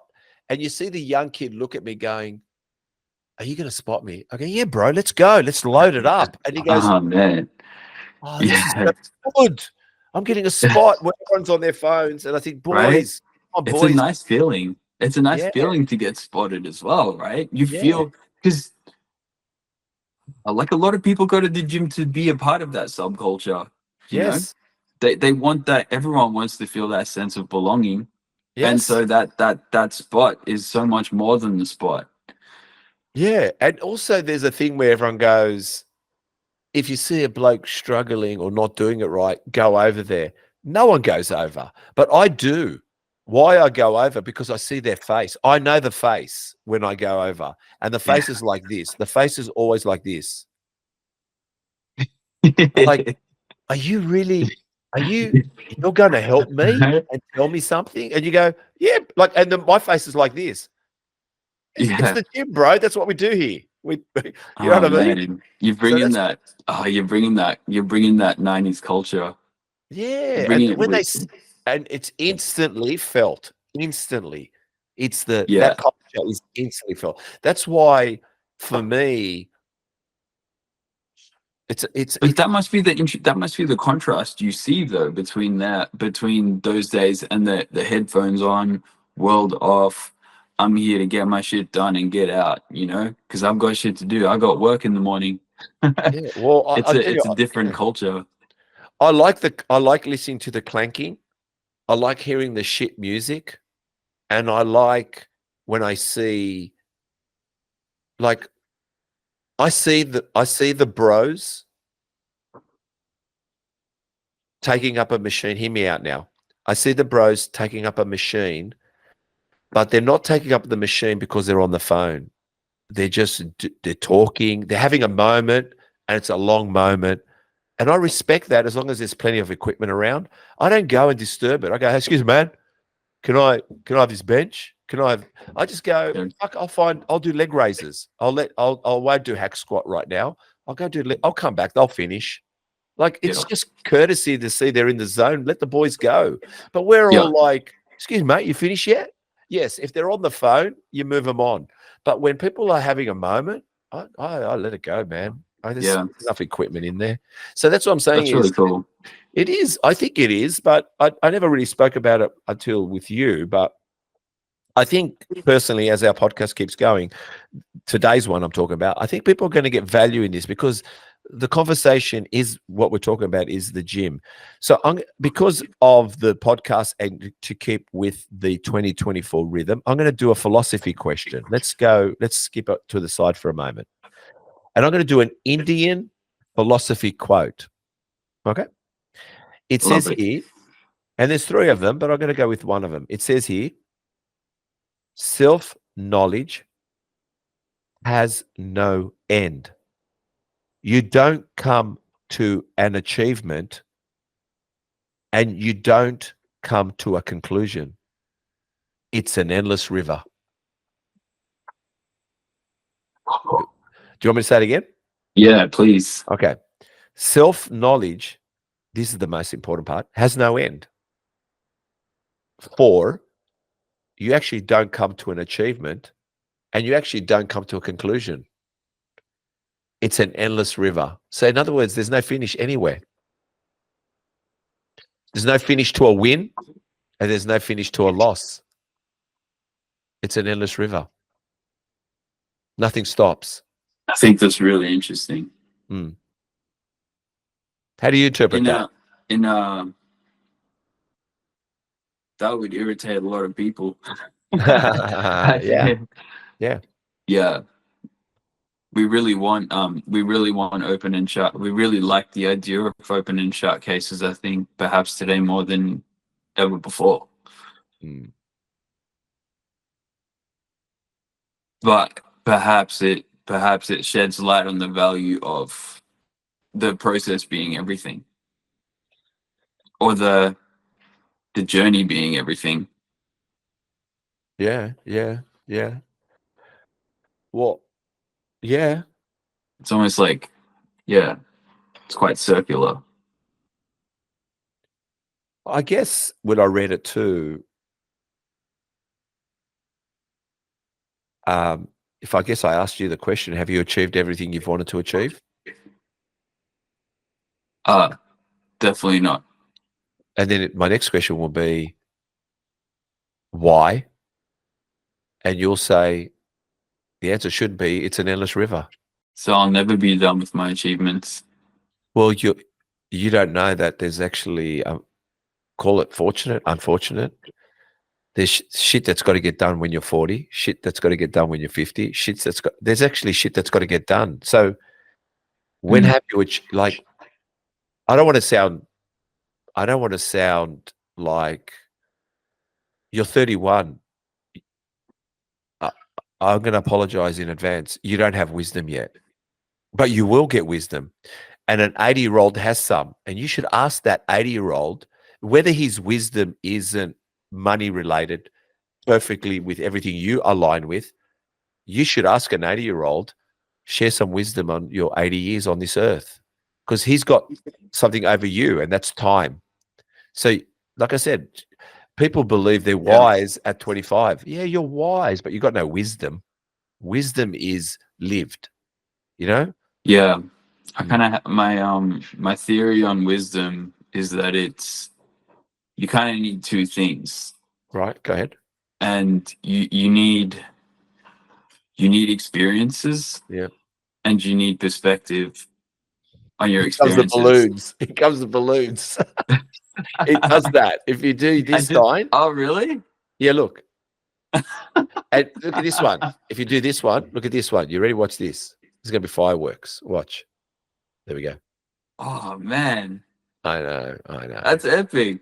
I did not see that coming. It kind of killed the mood. I felt like I was being more serious than the balloons permitted. Possibly. Yeah, we throw balloons in there. Too serious. No, but my theory is that you need experience and you need perspective, because if you have perspective with no experience, then you can't be wise, in my opinion. And I think if you have experience with no perspective, you can't be wise. I didn't read that anywhere. I just made that up. But I think that's what comes with time. I think the collection of experiences, like with time comes experience, and that's the thing that you can't get no matter how much perspective or how many books you read. You can't get that. You can't accumulate the experience that an 80-year-old has. So I really love that. Yeah. Well, like Chris is 24, and I believe.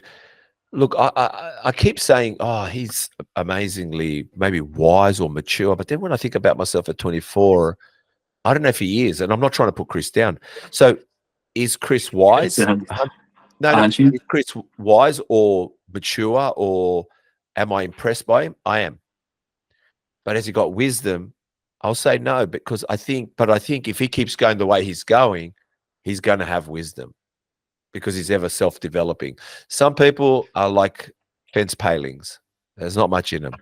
And then there's others that are the veggie patch that grows. God, where do these words are coming from? But anyway, we're finding it.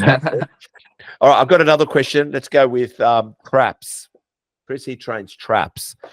I noticed you guys doing traps, and your coach, Dylan, said it's either traps or classic physique. What does that mean? Yeah.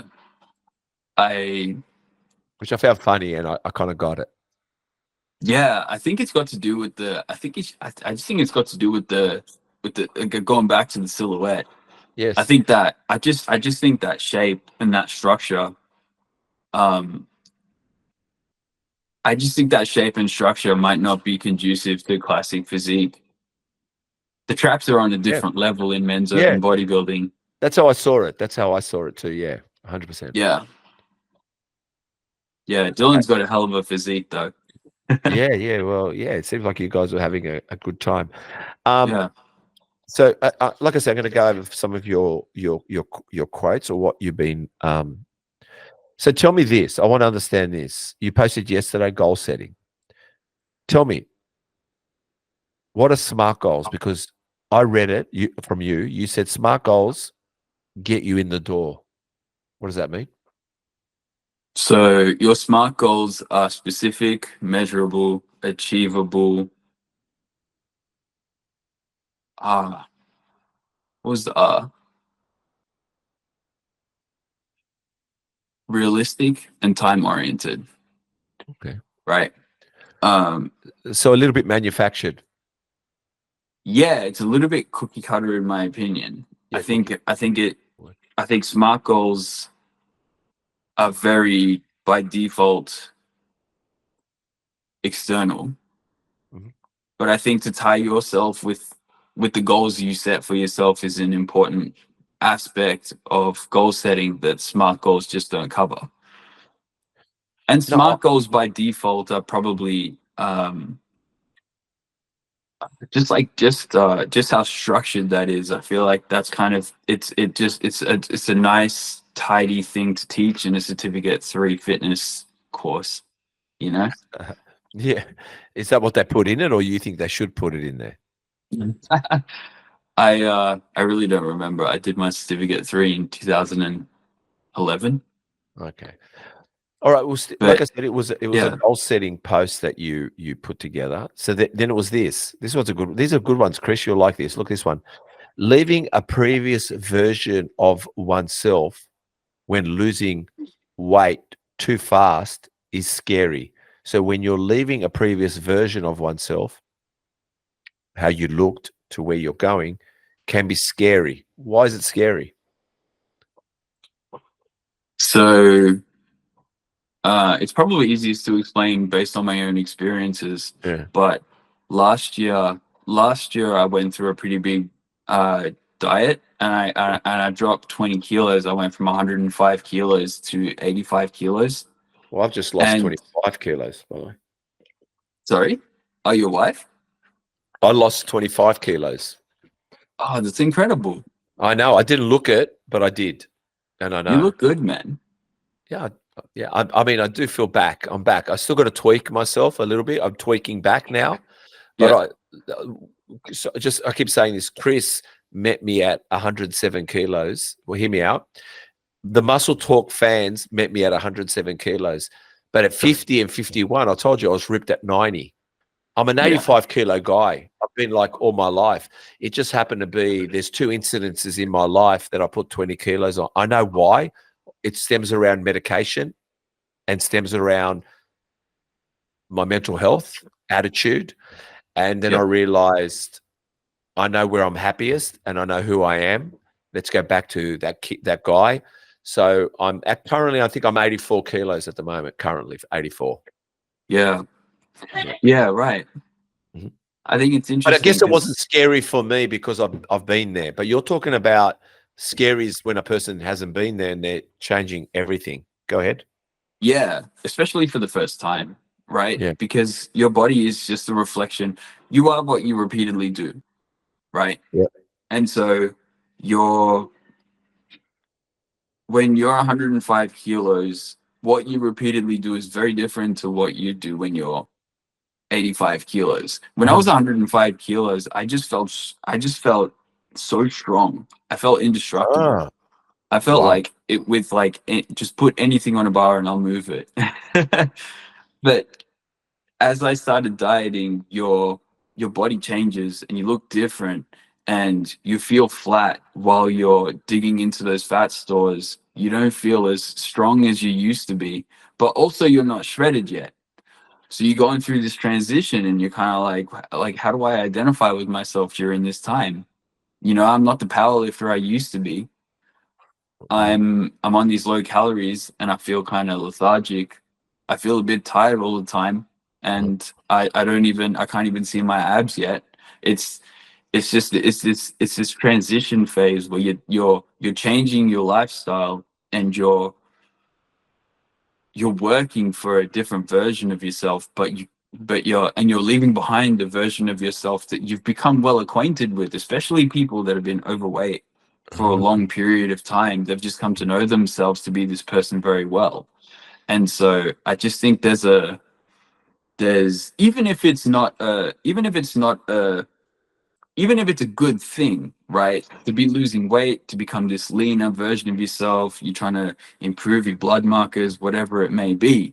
It's still a person that's you're not familiar with. You've never been this person. You've never looked like this person. You've never lived the lifestyle of this person, and that just there's there's a disconnect sometimes when people don't know how to identify with that, and people treat them different, and there's a disconnect there as well. It's funny you say that, because, like I said, I've known Chris. We've known each other, what, 2 years? You reckon, Chris? So, Chris, and I think to help people understand, firstly, I'll just tell you something. I'm stronger at 84 than I am at 105. I'm stronger. Yeah, I'm heaps stronger, and I'll tell you why. Because it is the foundation below me is that I am muscular. It's just I had fat, but I am muscular. But when I had fat, it weighed me down and made me weaker. It made me weak, right? Because I was like, but Chris has watched me do this 25 kilos in 2 years. So this is the problem. People try to change in 6 months, 3 months, and it is too in your face. You have to lose good weight and to sustain muscularity. It's a long road, because you don't want to jeopardize strength. But when you do it quick, yes, you get jeopardized strength. You jeopardize muscle sometimes. So in other words, the true journey to losing weight is the same journey on putting on muscle. It takes 2 years to put on muscle. Really, put an inch of, not even, no, to put millimeters, inches of muscle. We're talking about muscle now. It takes years. So imagine if you want to keep that muscle and lose weight, you can only do it by losing weight through years, because if you do it too quick, everything's got to be compromised. That's why you see guys on stage when they're posing natural, they're like skinny muscle or skinny fat, whatever they want to call these things. So in other words, so skinny shredded. So what I'm just saying is, it makes sense why someone does a better 16-week prep than an 8-week prep. It sounds better when you know actually you're dialing yourself in 6 months before the comp, meaning, you're bulking in, you're flying that plane at an altitude, but you haven't come into the descending into the runway, but you still got to descend, but still, no, I'm not at that 16-week process yet, but I'm coming in, and I'm coming in well. So I think absolutely. I think in bodybuilding and body weight, it's not only a long game to get there, that's the long game that keeps you there, to stay there. That's why I said I can understand why you said scary. I can understand that. You don't know yourself when you do it quick. It's a drastic change. But I was pretty grateful that after my cut, I kind of had time to kind of sit at that body weight for a while and build back some strength, and then go through prep.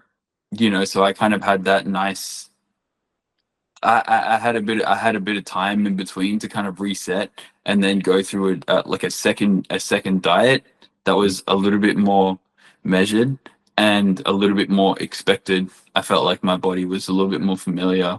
I was a little bit more familiar with myself going through that second process into my first show. Let's keep going with this goal thing. Focusing on what needs to be done, than who they need to become. Your words, focusing on what needs to be done than who they are becoming. What does that mean? Yeah. So the bodybuilder who sets the standard for natural bodybuilding is disciplined, is patient, is committed to the long-term process, to the long game, does what he needs to do, regardless of how he feels. And to have that understanding, that's a person that I can be today. Ah, you yes. know? And then the process is just the process. If you bring that person to the process, you have a good shot of, provided you have a pretty decent educated guess of the type of person that it takes. I think it just ties very closely with the process. And if you don't have a look at yourself and try to do a process, I think there's a lot that sits below the surface of people that don't realize they need to change certain aspects of themselves. Or that certain aspects of themselves will need to change as they go through the process. I think some people are not ready for that. It's like saying,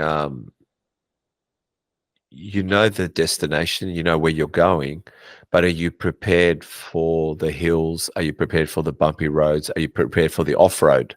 Because you're going to prepare for that to get you to the journey you want to get to. So what you become, or what the resilience you build or have to build or drive through, is what's more important to the actual getting to the journey, the destination. And I think it's perhaps it's another reason why I think goals can be, I think people can skim over the process and see how glamorous a goal can be. But I think it's important to understand what the process looks like to get to the goals that you want, because you know it's going to be hard. Like, it's going to be hard. And are you prepared for when it gets hard? What's your strategy? It makes a lot of sense. You know what? It's like a light went on. You could look at it like this. It's so easy when you get the deal. No one knows that you begged for it, and that played with your pride. But that's what it took to get the deal. So in other words, you had to portray a certain character that you don't always portray to get that deal, because that's the person you're dealing with, and they'd like you to ask nicely. They'd like you to beg a little bit for it. Does that make sense? And that could be in business, I'm talking about, not just personal. Does that make sense? Yeah. The same mentor that told me about going to the mirror. Yeah. It was a business course. And he said to us, you think you've exhausted everything to get the deal, haven't you? And everyone goes, yes, yeah, of course. He goes, yep, you've rung the person, yeah? He goes, yep. You've asked the person, yep. You've done everything to try to get the deal. But did you tell the person you really need it because it will feed your family? And you go, no, I wouldn't tell him that. He goes, well, maybe that's what it's going to take for you to get the deal. Because it's the truth. So when you say to someone, look, I really need this deal, and they go, why? And you go, because it will feed my family at the moment, I'm struggling. He might go, you know, bro, you got the deal. Let's go. And then when I come to Chris and go, Chris, I got the deal, Chris goes, oh, you're savage. You must be savage, Steve. And I'm like, yeah, I guess I am. But I had to beg. So yeah, it's amazing. that's really interesting. That's really cool. Yeah.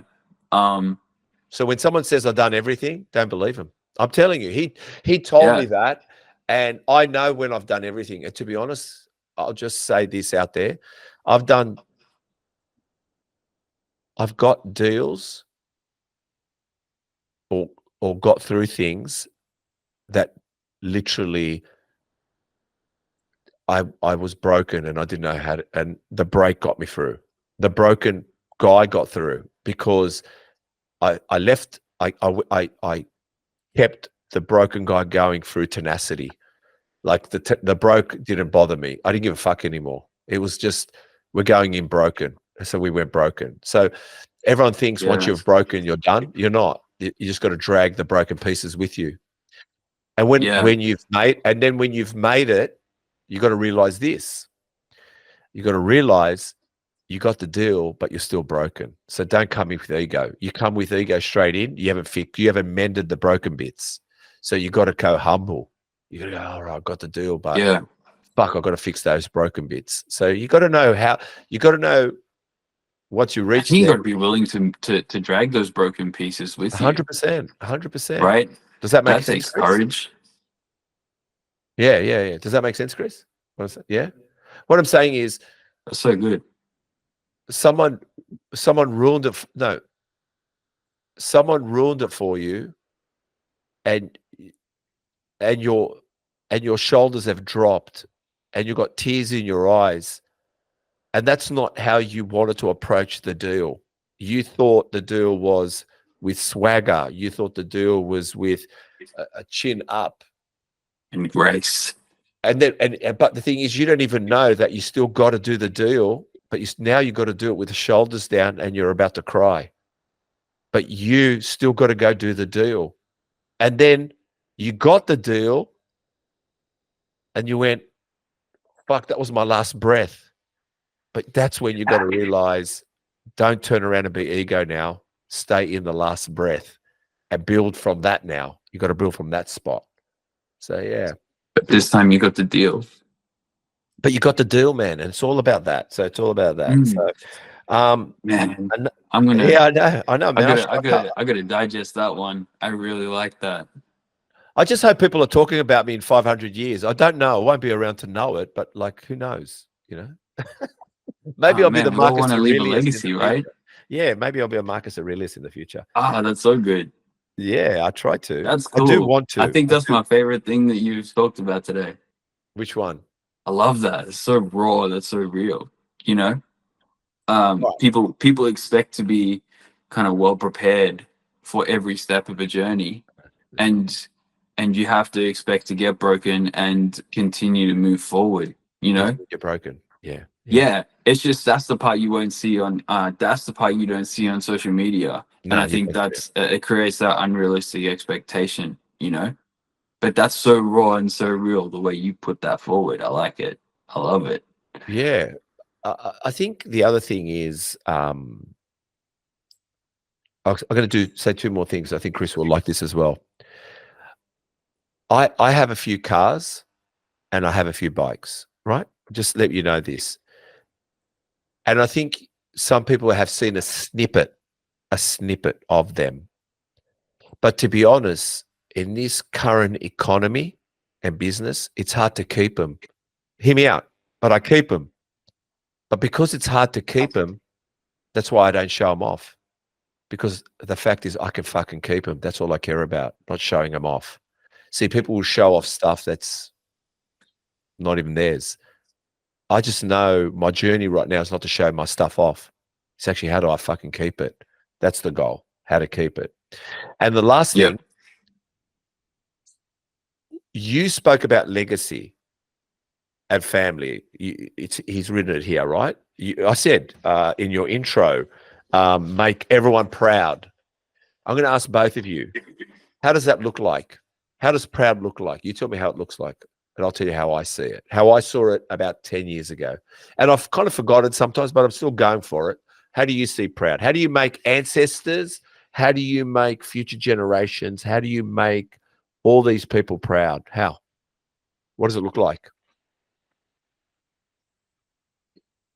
You first, Zalen.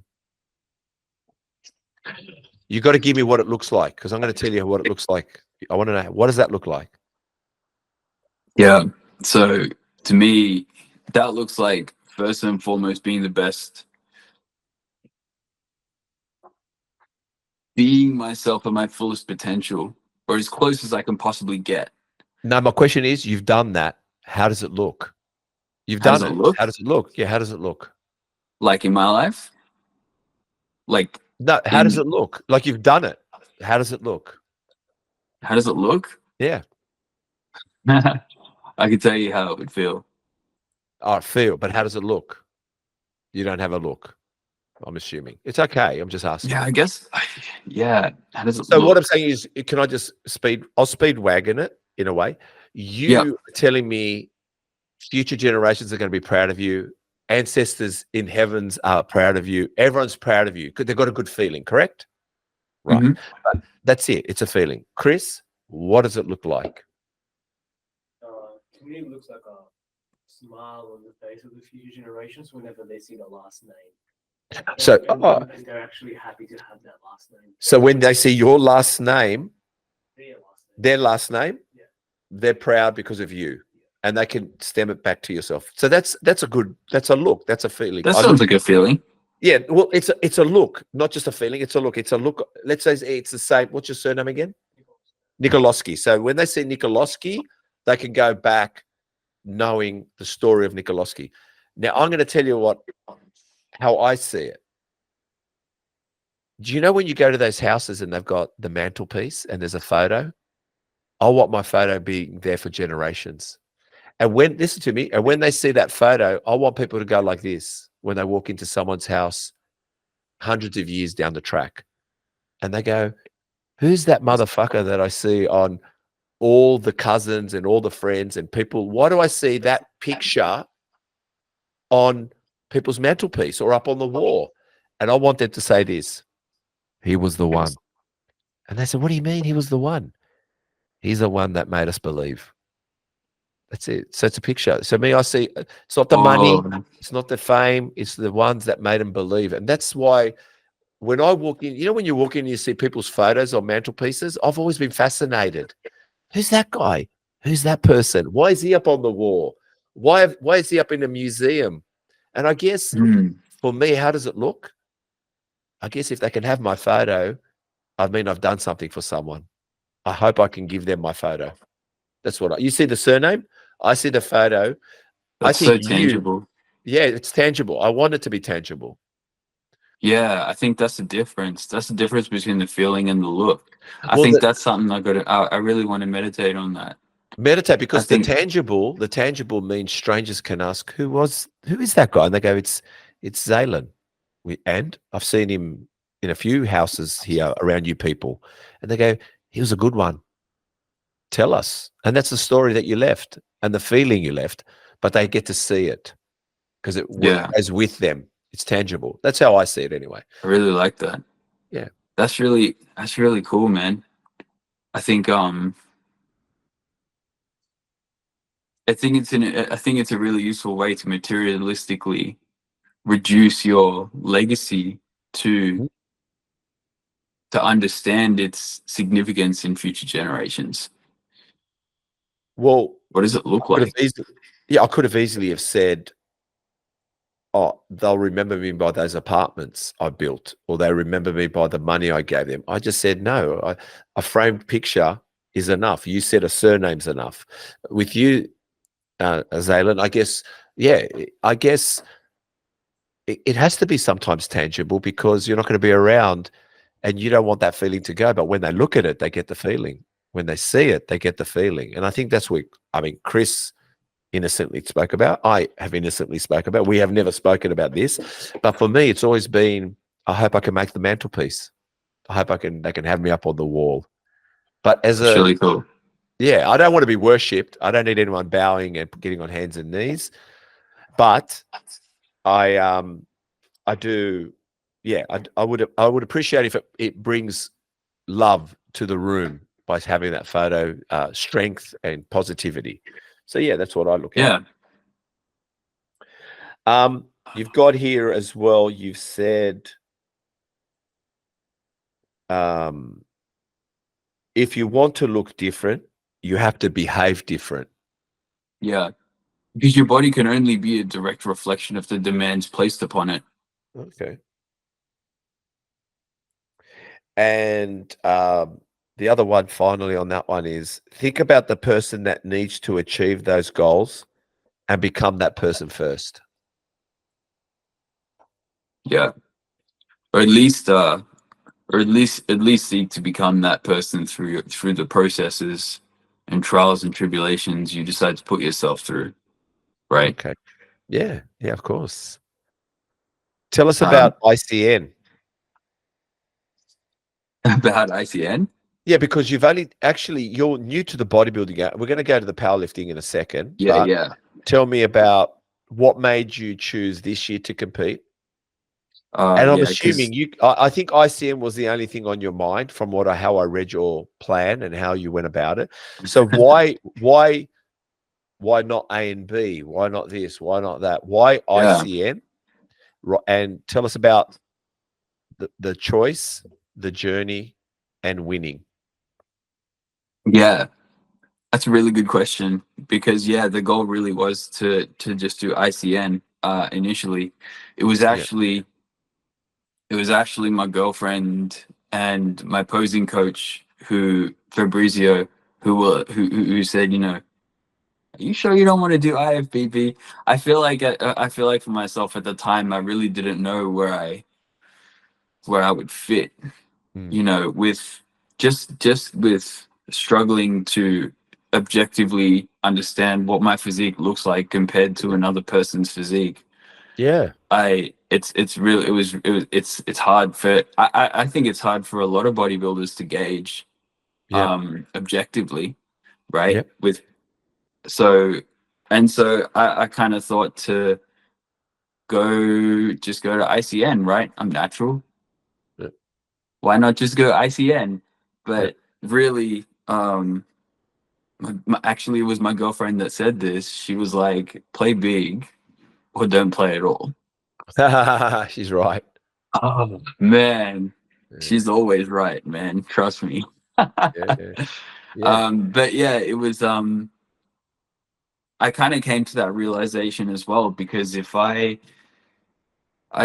figured that if I compete in the IFBB and I don't stack up, then I want to know, like put me in the big pond. I don't want to be a big fish in a small pond. So why then? Why don't you feel like OCN is the big pond? Why does everyone feel like this? I know the IFBB takes you to Olympia. Of course it is, of course.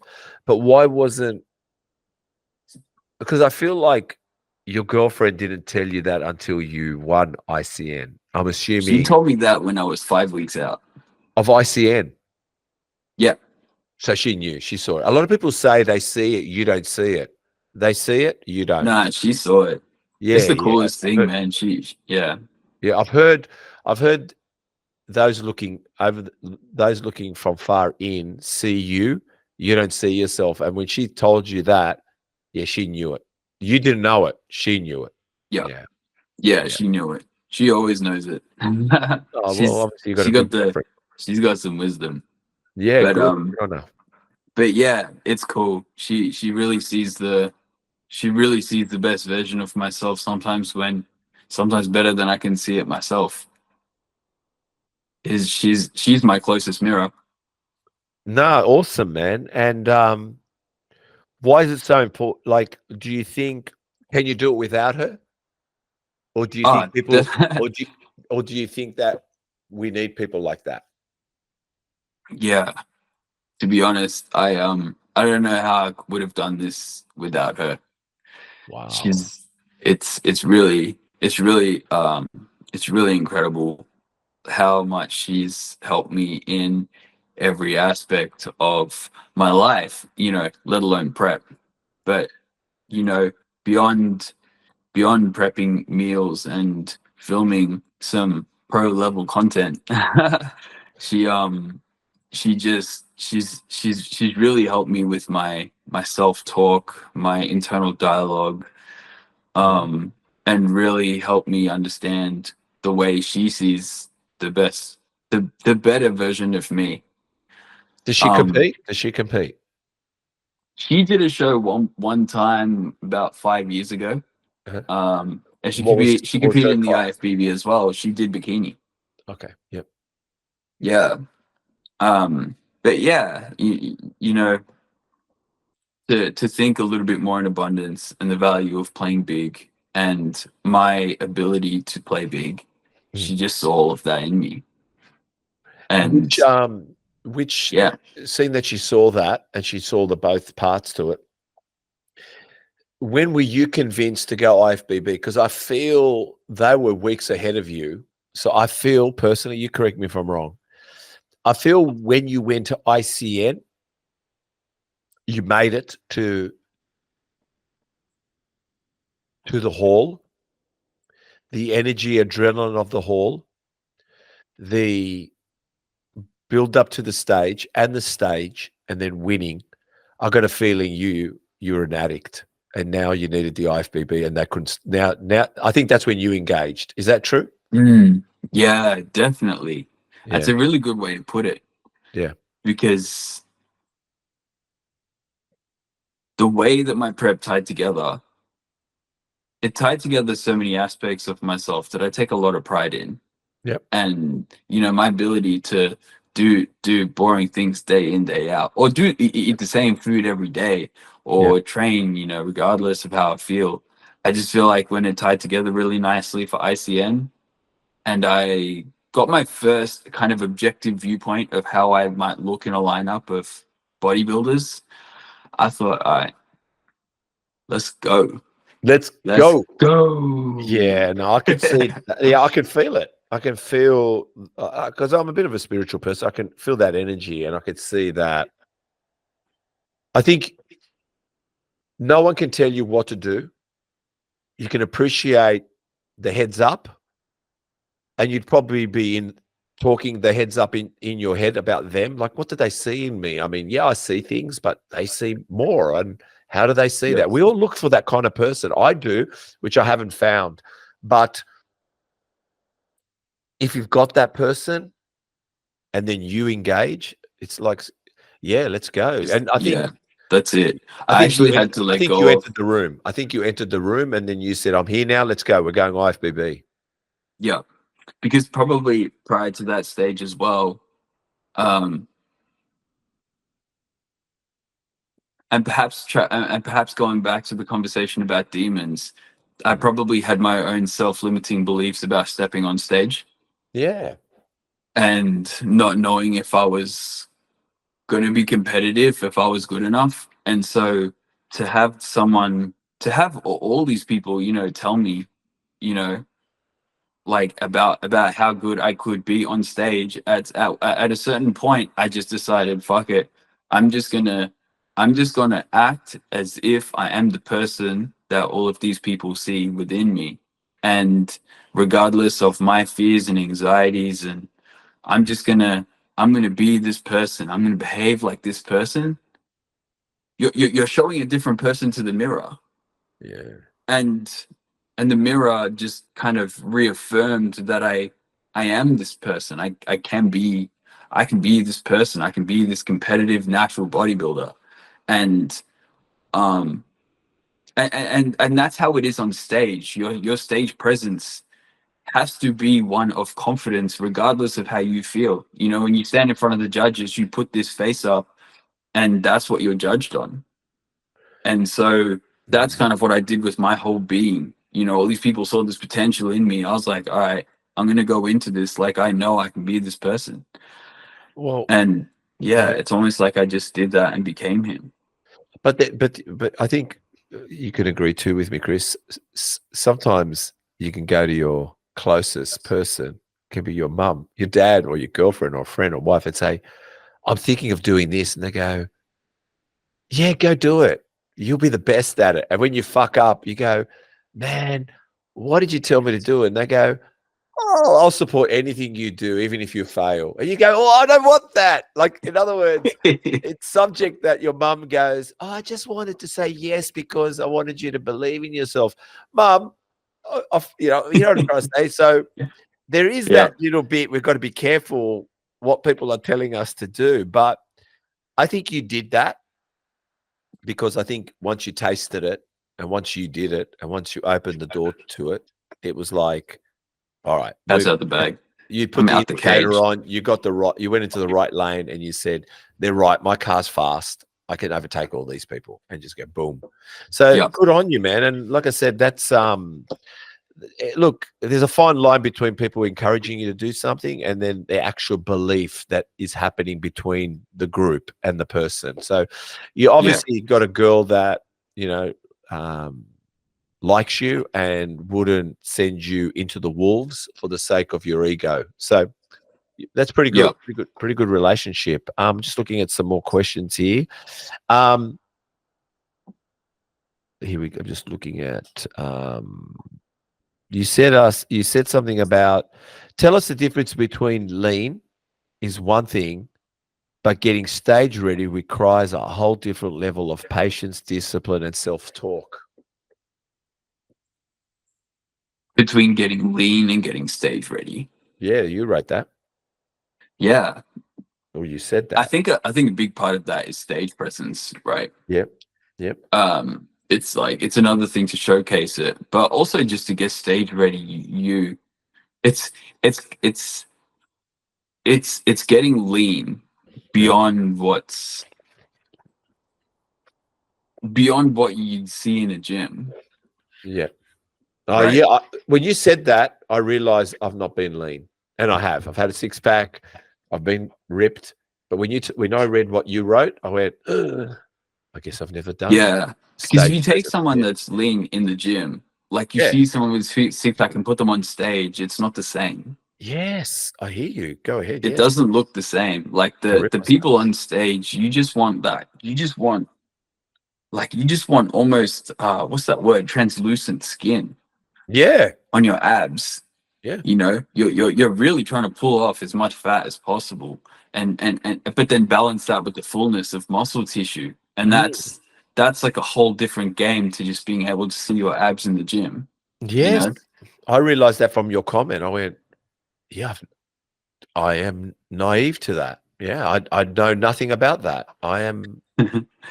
Yeah, there was a point in my prep when I was so carb depleted. I probably had close to no carbs for about a week, and I just remember walking around in the gym just like a zombie. Just like absolutely just walking around fully shredded, so deep, like just like everything. I just felt so crap, and they call it then death face. my girlfriend took some people call it death face. You get to the point where death face. death face, and then you got the skeleton look as well, because the cheekbones come in. It's just like a look of impending doom, almost like a villain, or like Michael Jackson, in the Thriller music video. Yeah. Oh yeah, of course. Yeah. But if you're just trying to get lean, there's no reason for you to take it that far. You don't need to go to that extent. Yeah.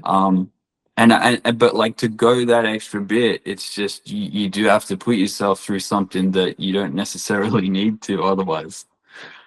No, I like I said, that blew me. That actually woke me up. Realized, I could talk about it, but I haven't been it, and I don't understand it. I've been, ripped, lean, but not to that point.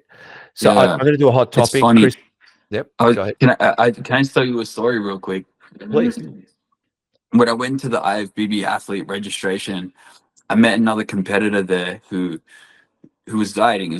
Obviously, he dieted as well. And when you're that depleted, you start developing interesting relationships with different foods. And the smallest changes to your diet can be so exciting for you. Like, my girlfriend went from like shredding my carrots to peeling my carrots, and it gave it a different texture when I ate it. And that just excited me, right? And I was telling this guy about it, and he was telling me about how he really started getting into asparagus at the end of his prep. And I was just like, wow, you do you, boo. But I went to go heat up a meal and came back, because we were at Doherty's gym, and I went to go heat up a meal, and he was eating at the table. And when I came back, he had finished his meal and he left his asparagus in the container.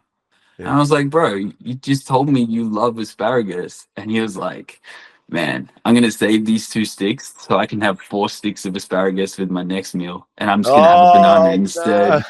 I was like, man, I totally get it. I Well, get it, bro. it's going to be perfect into the hot topic I'm going in next about India may remain poor even after becoming the third largest economy, standing at $4 trillion, at $4 trillion and Wow. 1.0 billion in population, 0.04 in billion population. So India may remain poor forever, even after becoming recently the third largest economy, standing at $4 trillion and 1.04 billion people in population. So my question is this. Well, this is according to Prime Minister Sabaralo, you must become a developed nation and 4 essential ingredients need to happen. These were his words. And the 4 are rule of law, a strong state, accountability, and independent institutions. And my question to us on this hot topic is, are we and most of the world heading to this way? Like, are we all heading this way due to the lack of the essential ingredients? Wow. That's a bit of a change of topic. Oh, that's Muscle Talks. Yeah, we are not your average podcast, bro. I love it. Yeah, that's really interesting. Are we all headed there? Yeah. So, Chris, are we gonna remain poor forever now, the way the governments or the way the world is run now? Because India has the third largest economy, and at $4 trillion. I mean, but they're still remaining poor stricken, and he said the 4 ingredients are, which is his own problem. I believe it's the politicians' problem and the rulers' problem. But he says you've got rule of law, strong state, accountability, and independent institutions. So I said, are we, most of the world, heading this way due to the lack of essential ingredients? Now, I'm going to say something to you that I just heard from a TikTok post. Did you know in 2010, I know it sounds funny, in 2010, around that area, the government sold our electricity resources. So in other words, we're owned by foreigners. So in other words, who cares that we produce natural gas? It's the companies that own our natural gas that charge us back. So in other words, pay for it. Yeah. So what I'm saying is, are we and most of the world heading towards this way? Are we going to remain poor forever? Our countries, are we going to constantly see this rapid increase in pricing? When's it going to stop? What will stop it, guys? Yeah. I really don't know. But I think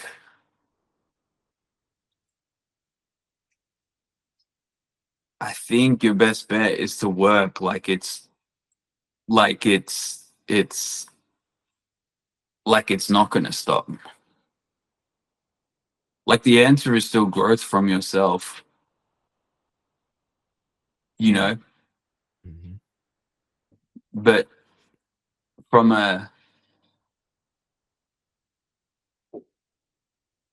the broader perspective, I really don't know. Chris? Let's ask Chris. There was a lot of questions there, I feel like. Well, you know what's funny? You say that all the time when it's not.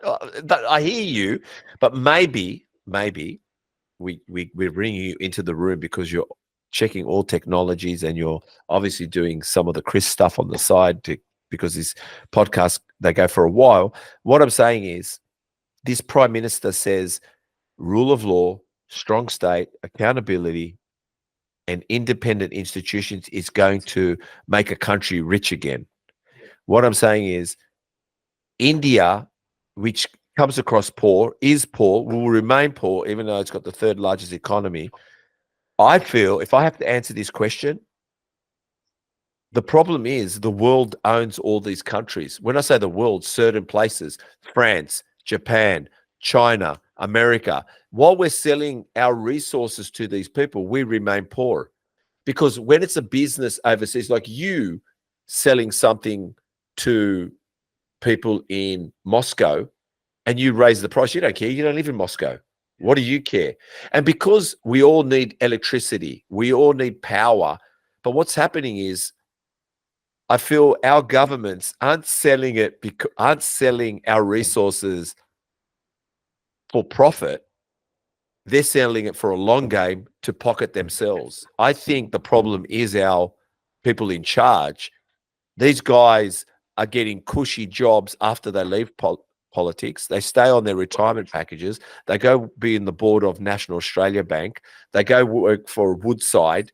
In other words, everything is bought at the expense of ourselves and sold at the expense of ourselves. That's how I feel. Boys, Chris, I'll go to Chris first in the room. Yeah, it makes sense. I just can't connect everything. Yeah, what I'm saying is... Yeah, because I feel the problem there is it's just the ratio of money to people that they have, like how many trillions, what's their per capita, because they have like 1 billion people there. I'm gonna one more thing I'll say quickly. I did Vivid. You were at Vivid. I saw you at Vivid. You did a double bicep at Vivid, right? Yeah. But I was telling Chris, I did the BMX ride at Vivid. I did 250 BMXs, rode from Star City Casino to Luna Park, and from Luna Park we rode to the Opera House. This was our third year.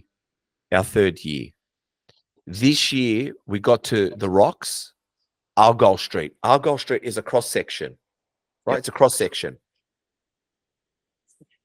It was a crowd stop, meaning it took me 45 minutes to get through a little intersection as a person. I was stuck. It was a crowd crush moment, but hear me out. It was all foreigners. And India has done a trade with Australia to send stuff to India to bring people to Australia. So we sell our resources, cattle, alcohol, cheeses, whatever we do, and we accept 10,000. I'm not being racist. We accept 10,000 Indians a week. Wait a minute. When you're bringing 10,000 of anyone, Greeks, anybody, when my parents migrated here, there were still factories here. They needed factory workers. They needed builders. And still where I lived, that was a farm. So there was infrastructure. We're bringing people here and there's no infrastructure, meaning we got nothing. Yeah. So in other words, if you, Zalen, are in IT, when I bring 10,000 IT experts to Australia, your wages will go from 100,000 down to 60 because there's more competition. I can choose anybody I want. So what's happening is our governments and India itself is cheapening everything for their own pocket, their own trades and selling offs, and the elite feeding their own generation and their own surnames at the expense of all of us. And I don't know how this will stop because I believe it's the mob. We're mobbed. I like what he said. What do you like what Zalen said? What do you say? He said just think that it will never stop and just work on yourself. Like it will be good. Like it will never stop. Yeah, but he's thinking it'll be good though. You keep going, good will come. No, what I really meant was that if the I guess like I'm not so versed in the like global movements like that. I'm not. But but I really stay focused on like I just stay focused, I guess, on what's in my control and what's like for myself and my family and the people that I can help and the impacts that I can create. I just feel like that's where I've got control. You know what I mean? Yeah. I guess with me, I want to control the uncontrollable because that's my passion. That's where it fires me up because I know, and I'll tell you now, I realize this. When I had a shop once, Zalen, I had a juice bar. Chris knows this, and I keep bringing it up sometimes, but I'm going to tell you this. That's cool. But in the 8.5 years, I hated myself in it. And I'll tell you why. I became the biggest liar and manipulator ever. And I'll tell you why. Because I realized I had to lie to the government first about what I was making so they didn't take it. And that trickled down to everything. Negotiations with landlords, staff wages, keeping staff, sacking staff. Listen, my wife, I lied to everyone after that because I was lying. Because it snowballed. No, because I had to lie, but I'd never been in business before. So when I got there, people said, you got to have 2 books. 2 books? What do you mean? You got to have your black book and your one you show the government. And I went, and so not only that, I had to work out mathematically what money I should show and what money, because you have to show something. And then your accountant teaches you to lie, and everyone learns to lie. And then I used to lie to the guy and say, you're doing a good job just because I needed him to stay, but you're fucked. And when they asked me, can I stay and work for you? I said, no, you're fucked. And then I'd said, no, I can't increase your wages because I'm not making money here, but I'm making money. I'd go to the landlord and say, I can't pay your rent, but I can pay your rent, but I'm trying to squeeze him down. The supplier comes and tells me, I tell the supplier I need cheaper tomatoes. Why? Because I'm not making money, but I'm making money. And I'm telling the government I'm not making. Like, it was just one big lie that I actually came home and lied to my wife. I lied to everyone. And are you saying that the government put themselves in a similar position? No, they put us in that position to lie. But wait a minute, they know it. So they're doing everything to their processes now. Their processes are so electronic. They've got you. They know you got stash, but they don't care if you lie. They just want your stash. So in other words, they don't care what you do. They just want it. Like, they know because they're unscrupulous. Hear me out. They know they're unscrupulous. So they know you're going to be unscrupulous. It's fair. And what I'm trying to say to you is the dark side calls me every day. Every day the dark side calls me. So I have this philosophy. I'm not doing what's right for my family. I'm not doing what's right, what the government's doing. I'm working this shit out, and I've got to work it out because I can't go to the next level that I want to go if I don't try to work it out. So in other words, what's in my control, I don't want to know that because that's out of control.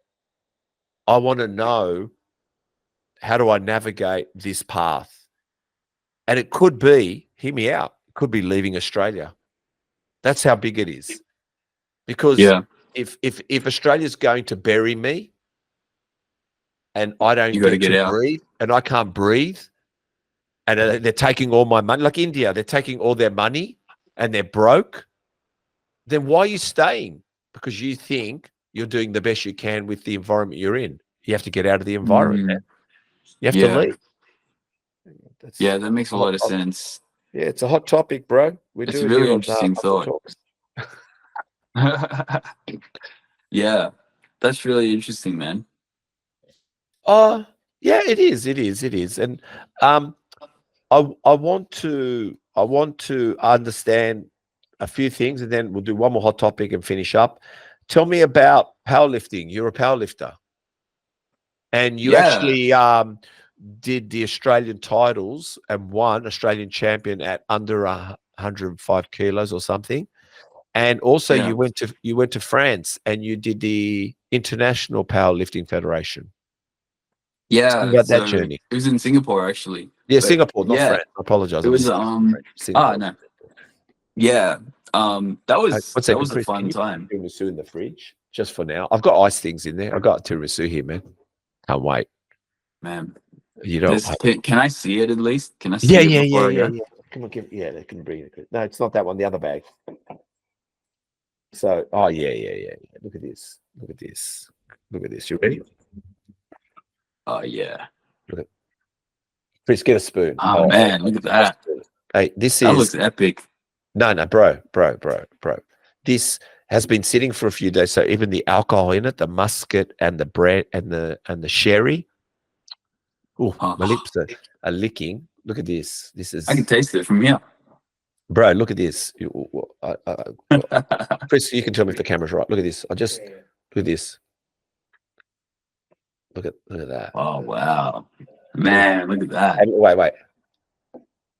Oh, you know what? Let's keep going. Yeah. Oh, that's So, game over. Ooh. So I competed my first Nationals 2015 was actually my second ever powerlifting comp. Yep. But yeah, I was young, man. That was what 2015, 9 years ago. Yep. And I was, how old was I? 9 years ago. That would have made me what, 22? Mhm. Yeah. What got you into powerlifting? Powerlifting. I had a friend at the time actually who was Stop, a guys. sub I junior can't national stop, champ. I can't stop. Go ahead. Yeah. Man, as soon as you had that first spoon, it was game over. I'm done. But keep going. Yeah. Yeah, So, it came over you. But yeah, so it's funny because I actually in that comp, I dieted down to 83 kilos. I was 93 kilos, and I dieted down for my first nationals, and because I wanted to compete in the 83 kilo weight class, and I did a water cut to make weight, and I also did a sodium cut. what's a weight cut and a water cut and a sodium cut? Can you tell me that? Yeah, so it's essentially you're trying to trick your body into dropping water weight, right? So you go through a process called water loading where you drink so much water and you consume so much sodium that your body just thinks, well, I'm getting so much water, there's no need to hold on to this anymore, and then you just piss it out. But there's like a 48-hour delay, give or take. All right, because I'm doing a kind of a sodium cut at the moment, not with that dessert, but let's keep going. Yeah. But yeah, so basically your body's like, well, we're getting so much, we don't need to hold on to this. So your body starts pissing it out over the next couple of days. And then the idea is that you consume less water on those days where you're losing more water. And so, but then the thing is, you need to have a hydration strategy on the other side. And that's what I didn't have going into my first national comp. And so everything that I drank, because I didn't replenish my electrolytes, everything that I drank, I was just losing, like almost like straight away. So I went on stage, I was dehydrated, I missed my opening bench press 3 times, and bombed out. And I came last at my first nationals comp and was devastated. And yeah, after that, I was just like, man, I'm just going to get as big and as strong as humanly possible. I don't care anymore. I went from the 83 kilo weight class to 93 the next year and 105 the next year. Yeah, I just wanted to be big and strong after that. And you obviously made it to Singapore. Yeah, that was a cool experience too. So I bench pressed in 2017. I bench pressed 177.5 kilos on stage, and yeah, and then competed in Singapore on the Australian powerlifting team, like at the end of that year as well. So yeah, it's a cool experience, man. Training, like traveling to compete is always a cool experience, especially in another country, and you meet other people from other countries. You just realize you're all in the same boat.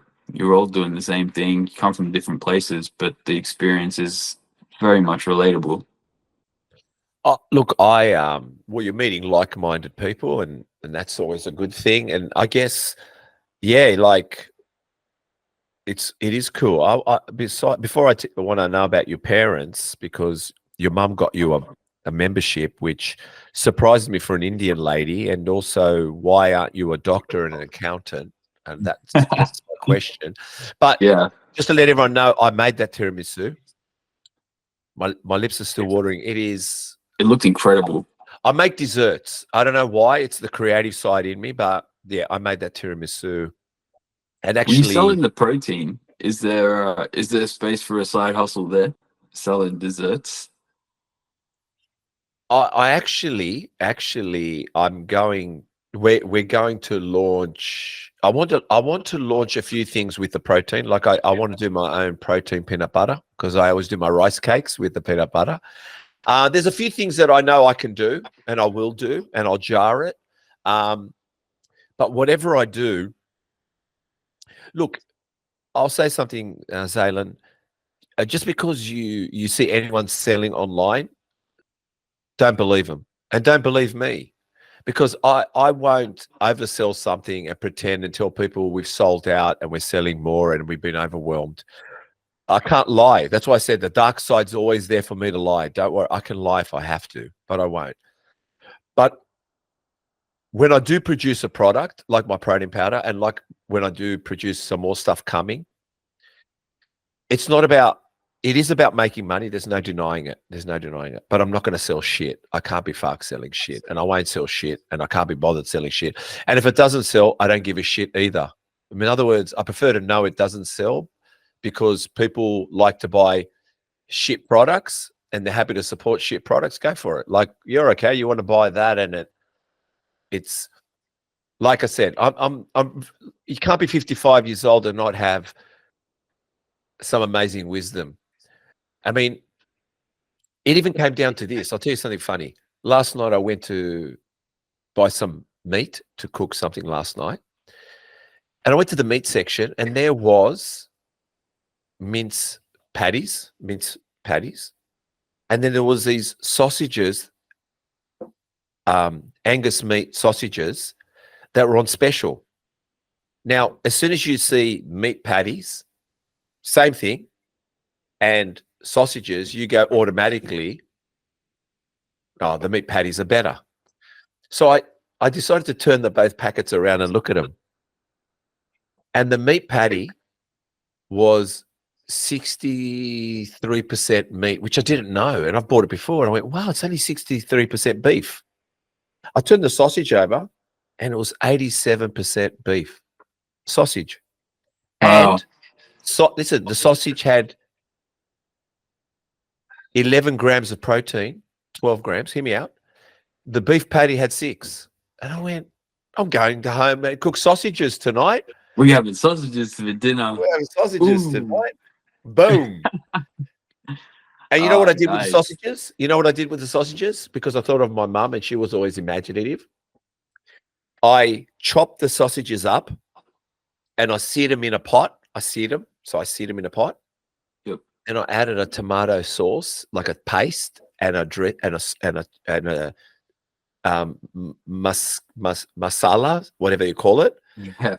I added a touch of salt, a little bit of raw sugar, and I cooked it like it was a bolognese. And then I boiled rice, and I had my sausages with red sauce and rice.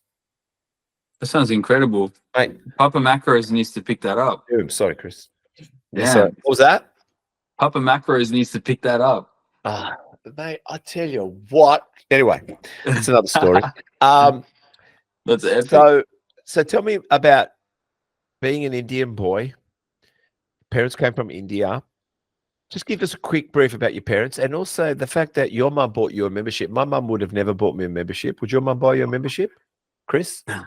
Yeah. And being they're foreigners, right? My mum was Greek. And obviously, yeah, why aren't you a doctor and an accountant? That's a really good question. Yeah. I was almost an engineer, a mechanical engineer. See it. I can see you're a very intelligent boy. Yeah. Oh, thank you. Yeah. Yeah. My parents did. Sorry. Yeah, you're well spoken, and I can see I know you're intelligent. There's no denying it, and I don't see just a book smart intelligence in you, because I think if you were an engineer, then you are book smart intelligence. But I think, yeah, keep going. Yeah, no, I appreciate that. Thank you, Stephen. So my parents came here in 1988. Oh yeah, good. So they've been here for a while. My mom was probably more traveled than my dad. So she's kind of traveled the world a little bit more. Her dad was her dad worked for the Indian embassy. And so she kind of got to see a little bit of the world, a little bit more of the world.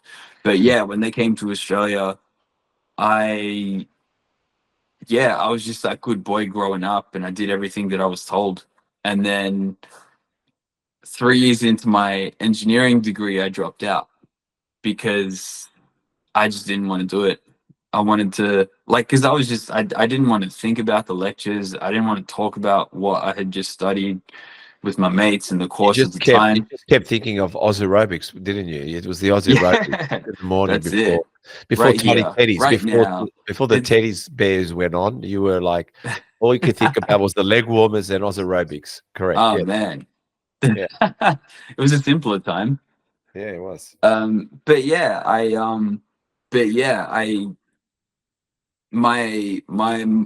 think my mom kind of took it a little bit. My dad took it harder than my mom. Like when I left, yeah. But that's how I almost became an engineer, like a good boy. Yeah. But But at the time, but at the time, my mom. So when I got the gym membership, I was 16. Yeah. And yeah, my mom was going to Curves. And so I think that's how she saw the value in. Yeah. Because I wanted to go to the gym at the time. I did jiu-jitsu for 8 years. And then when I left that, I just wanted to go to the gym. And my mom paid for my first year of gym membership. And so, yeah. But by that point, I'd been training for about 3 years just in my bed, just at home. So well, you were doing push-ups and sit-ups at the age of 13. And obviously we know now you watched Oz aerobics at 6. So yeah. It was it's just been a part of my life since forever, since the 90s. Do you get a soft spot by seeing girls in leotards and leg warmers? Man, I haven't seen everyone does. What was that? I haven't seen a leg warmer in a while. Oh well, maybe you can start the trend again. Right? Yeah. I was thinking, man, I would love to bring back the bodybuilding gear from the 90s. That was cool. We're talking about that with Chris, but we're looking at apparel, but not right now. I want to bring apparel. Chris wants to bring apparel, but we don't think it's not the right time yet. And I'll tell you, it's not because we can't do apparel. Like I said, you just don't kid yourself on what people buy. You got to be very careful how you sell what you do in business. And if you're going to do apparel, there's a lot of behind the scenes things you got to get right with it. You know what I mean? It can't just be a cookie cutter. Everybody's doing a muscle t-shirt, oversized t-shirt, just putting their logo on it. You know, It has to be more than that. And it has to be something where, like, isn't it funny? I mean, Gymshark, Chris is wearing Gymshark at the moment. Muscle Nation,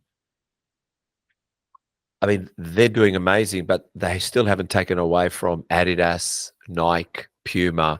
I mean, that's what you want to build. You've got to build something that's a movement. You got to do a long game, and that's why I said I want to do apparel. But okay. Whatever I do, it has to have long game, not short game. And a lot of people are doing all this short game, which is a lot of noise, and I kind of have to stay away from those areas. That's an interesting perspective. Does that mean that if you were to make an apparel brand that had that old school look about it, then that might be a trend of a brand? If that makes sense. What I'm saying is, because it might come back in style just for a little while. No. It's more like this. It's a timing game, and I'll tell you what it means. I mean, all right. We are selling a cookbook, the ebook. Yeah, we're selling the ebook, the cookbook. I mean, you buy it once and you've got it, and even that doesn't roll off the shelf. It's $6 now. It's $9, $8.99, but that doesn't run out there because it's just how people are, right? It's done well. But what I'm trying to say to you is, and the protein powder does well, but remember, that's once a month. But if I sold you, a protein bar, you'd eat that today and buy my same protein bar tomorrow. So clothing, you'd look after it for months, if not a year. You wouldn't buy from me again. So the turnover will make it go. So if we invest all this money now that we don't have, the brand will become broke but it was always going to be a success. So in other words, if we're building Muscle Talks, we've got to look at Muscle Talks not to be successful in a year, but to be a brand that builds for 10 years to 20 years. And then along the way, we bring everything in at the right time. So in other words, a clothing brand will come in at the right time because we've sustained an income that keeps the name alive, keeps the brand. And then, so yeah, if we do it now, we could. It makes sense. You want to build it off the back of a more solid personal brand. Yeah, because you might turn around and go, but that Muscle Talks looked like a good business, and it was a good business. We bring product in that made us vulnerable, and we broke down too early. So just to sell a clothing brand, it makes sense. Not right now. It's not right now. You know what I mean? No, I completely understand. Yeah, for sure. Some ideas you just want to keep in the back pocket until you've built the name big enough to springboard those products off the back of. Yeah, and like I said to you, this is why Gymshark and Muscle Nation are doing amazing, but they haven't dented Adidas, and they haven't dented Slash and Jar, and they haven't dented Puma, because Nike, they haven't dented. Nike's the biggest, but why? Because they're sustainable, because you believe, like, the great thing about,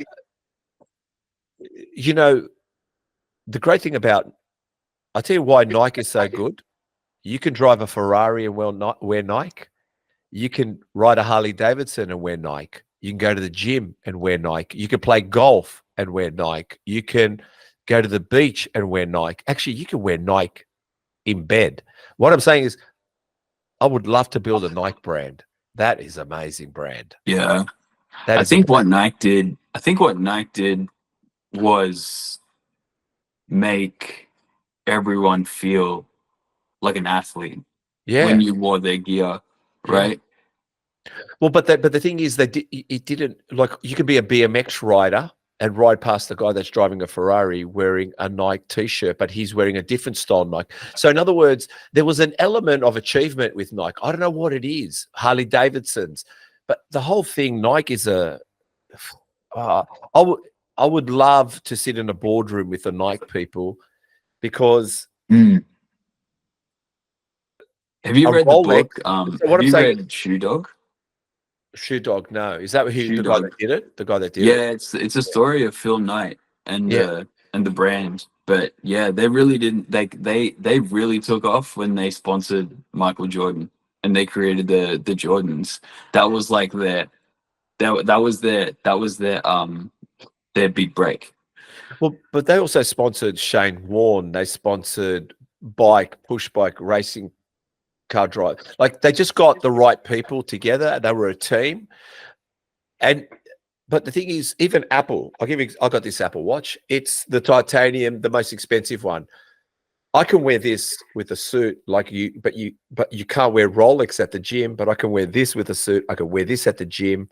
Now, what I'm saying is, Rolex, you can't dig in the backyard with your Rolex watch on, but I can wear my Apple Watch, dig in the backyard, and I can wear this Apple Watch with a nice suit. So Apple's actually another brand that's working very smartly at the moment. Like, they've got a long game ahead. Once they get sponsors on as well, Apple and Nike are probably the two at the moment that I feel are what Muscle Talk. They play the long game better than everyone UFC. else. I think UFC, Nike, and Apple, and then Muscle Talks. Yeah, that's how we're gonna do it. There's Simon. Do you know Simon Sinek has a great book called The Infinite Game? I like Simon Sinek too. Yes. Yeah, he's got some great content, but I think The Infinite Game was like that whole concept of the infinite, like creating something that is by default, by design, built to outlast you. That's the same strategy. That's your winning strategy for the business. Well, in 1 year, I could have imploded this business anytime. If asked Chris, I could implode it. Actually, Chris is saying no most of the time. He's probably saved us as well. Chris says no to it. I say yes to everything. Chris goes no. Chris tells me an idea. I go, okay, we'll do it. I go, Chris, I've got an idea. He goes, no. I go, can you just say once yes? Just say yes for me. But regardless, we all know who the top dog is here, don't we, Chris? Oh, all right. Okay. So all right, quickly, another hot topic, one more hot topic, and get ready. You're going to love this one. I Googled what will relationships look like in the future. I Googled it last night. I thought, I'll Google this. And this is what Google wrote back. Google said, relationships and marriage won't disappear, but there'll be a rise in cohabitation. It will be more than getting married. Sorry, it'll be more common for couples to live together without getting married, as well as couples agreeing to co-parent a child from the outset without formally being in a relationship. So just like a mutual agreement that we're going to have a kid, but we don't have to be in a relationship. Would you know, like, right? So, and then I said, I'm going to go a little bit further with that question. So that, remember those two, that, you know, relationships in the future is not predominantly going to be marriage anymore, and that we're going to co-parent without even having a relationship. But then I asked the big question, are we going to fall in love with an AI?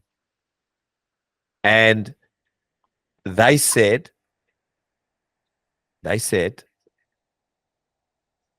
it will happen, that you'll fall for your virtual assistant or a chatbot or chatbots.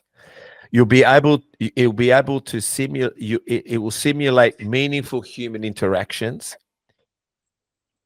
and it'll appear to humans that it would not only be capable of forming deep emotional connections, but AI even giving you the experience of romantic love. What do you reckon, boys? It's fucked. Chris says fucked. All of it's fucked, isn't it? It's all fucked. That's hectic. Oh man, it will happen. You know, I'm just telling you. You know why it will happen? You're going to say, "No way, Steve, it won't." It will. I'll tell you why.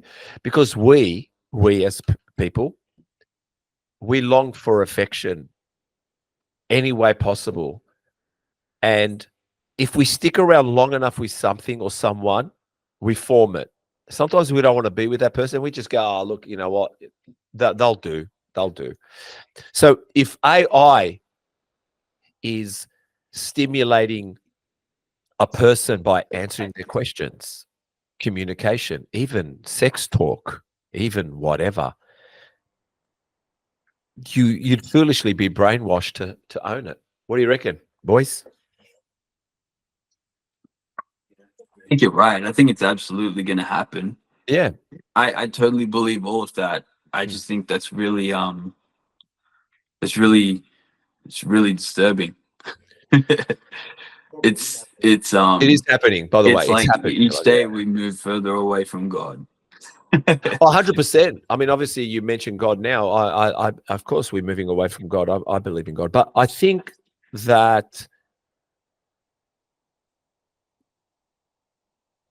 I think you, Zalen, Chris, and me can't stop the long game. Just like a brand, this is a brand. This is not this thought, this idea. It doesn't matter if the founder of Apple, the CEO of Apple, dies in 20 years because he's 60, gets to 80 and dies. They want to make sure that Apple goes the next hundreds and hundreds of years, and whatever they're producing, whatever the internet's producing, isn't built on this one person's idea. It's filtered through ideas of more and more and more, and growing, and the brand growing, and what it does. So what I'm saying to you is, think about it like this. Imagine we were Neanderthals. We're Neanderthals. And you, Zalen, were the person that pregnated many women to keep the tribe growing, because that's how it was. And someone turned to you and said, hey, bro, you go, yes, in the future, you can't go and have sex with many women and grow the tribe. And you're not thinking of it as sex. You're thinking of it as growing a tribe. And you go, no way. Yeah, you're going to have to get a marriage certificate and pay for it. And then there's birth certificates. You go, that's not going to happen, bro. I'm here, my sperm, my tribe, my people. And guess what happened? Hundreds and hundreds and hundreds of years later. Yeah. Birth certificates, marriage certificates. Yeah. Despite the resistance. So what's going to happen now with this? With AI. It's in the game. I think that's a good point. I think it's absolutely going to happen. It's nothing. It's inevitable. It's a game of time. I just think to myself, so I think about my future kids a lot, Yeah. and I think the best thing I can offer them, and it's really what I had growing up, right? Yeah. Going back to my parents, is to be the product of two parents who like show examples of how men and women live in society. So Yeah. they're like, they were my first role models, right? But Yeah. also to look up to them as a kid and understand what a healthy functioning relationship looks like. That's the example. That's it. That's another example, right? So to see the two of them as individuals and to understand the relationship that they have from the perspective of a kid. You grow up and you, that's your understanding, that's your calibration for relationships and people when you go out into the world. And so I just like Yeah, I just but the think like world, the best environment for a kid to grow up in is to have ideally two parents that have a healthy relationship with one another. yeah, yeah, but the thing is, it doesn't matter what you want. Hear me out. Doesn't matter what Chris wants. Doesn't matter what I want and what we believe is right. There are people so disconnected from that that when they look at what you're saying, it's like kryptonite. Ugh. Love, parenting, bond. We want you to come to us and we want you to serve us. We want to own you. We want the commodity. We want to filter through wealth through you because you are a human being. So what I'm trying to say to you is the hardest bit is how do we make the upper world love that when we've got people that don't love it? We're assuming this. So what I'm saying is it's only fair that what you had, I think, is amazing. Oh, that's amazing. Amazing, Zalen. And Chris says to me, I don't think Zalen has a good. I like my AI. And I go, I don't get you, Chris. But others will get Chris. I will get Zalen. That's what I'm saying. We're a world that you'll never find, like, I don't know. When I say I don't know where we're going, this long game, what I've realized, Chris and Zalen, we just got to make sure the screensaver on everyone's computer says Muscle Talks. I think that's where we go. I think that's your best bet. The screensaver, because it's not going to be clothing. Screensaver. Yeah. We've got to go Not yet. screensaver. We've got to sell the screensaver. That's how we make money. Because AI is a computer and people are looking at computers. So it's got to be a good screensaver. So what we'll do is a Muscle Talks AI screensaver. And we'll call her the Siri, Alexa. And what we'll call her is, what's a good name, Chris? We've got Siri, we've got Alexa. What about? Is there a podcast that is hosted by an AI? Yeah. Maybe in the future. There is one. Oh, Chris says there is one. Like regular episodes with human guests that's hosted by an AI bot. Oh, don't go there. Now you're going engineering on us, mate. Calm down, will you? Even though I had that there. Well, you know, obviously you're a person that wants to protect and provide. That's what you've said. You want to be the best of your abilities, make people feel safe around you, healthy and proud. Are you a sensitive soul, Zalen?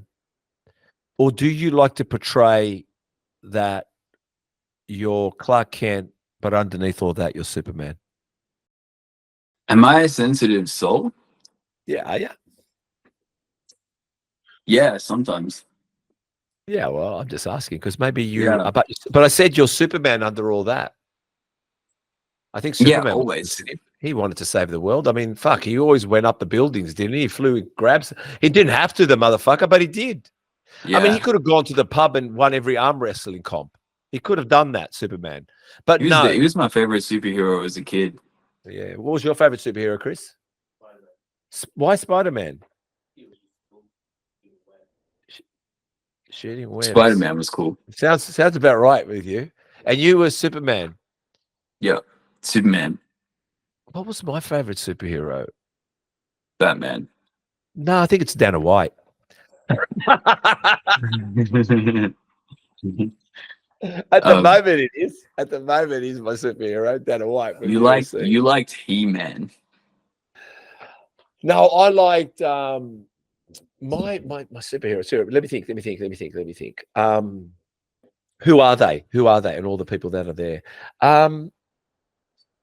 Goku. Oh, look, I think there's no denying Superman. I think Superman was the GOAT. The GOAT was Superman. I mean, I hate it. you hated Superman. Too boring, basic. Yeah. I mean, I think I was Superman. Batman seemed to me a little zesty, hanging around with Robin. I was wondering, them two together. I never really liked his car. I thought he could lower the rear end and put white walls on it. It could be more Chrysler. Maybe driving around in the Dukes of Hazzard car. If he did the Dukes Dukes of Hazzard, was cool in Dark Knight. No, I think they could have got the General Lee from the Dukes of Hazzard and the Red Charger, okay. And Batman was in that. I think Batman in the General Lee, perfect. You know what I mean? Is your favorite hero Vin Diesel? Maybe, yeah, possibly. Okay, on that funny note, but yeah, I think, okay, well, maybe you are. I think you are Superman. I think my best bet is to. Sorry. Go ahead. I think my best bet is to act on out of a sense of duty, to achieve a lot of the goals that I set out to achieve. And so, can I be a sensitive soul? Yeah, definitely can be. But okay. I always turn back to what I always turn back to my responsibilities, and they hold me accountable to things that need to be done regardless of how I feel. Well, let's just say it. God, you answer to him because I can see it, and that's okay. I answer to God as well. And if anyone was going to bank on anybody, I think God is the best superhero. So I think actually Jesus was pretty good. He was tough. I think he was all right. I think I was all right. I think Jesus. I think everyone underestimated Jesus in his robe and his sandals, but little did he know he could kick a door down and talk to tax collectors. That's what's good about him. So even in sandals, he'd kick a door down and have a go. He was all right.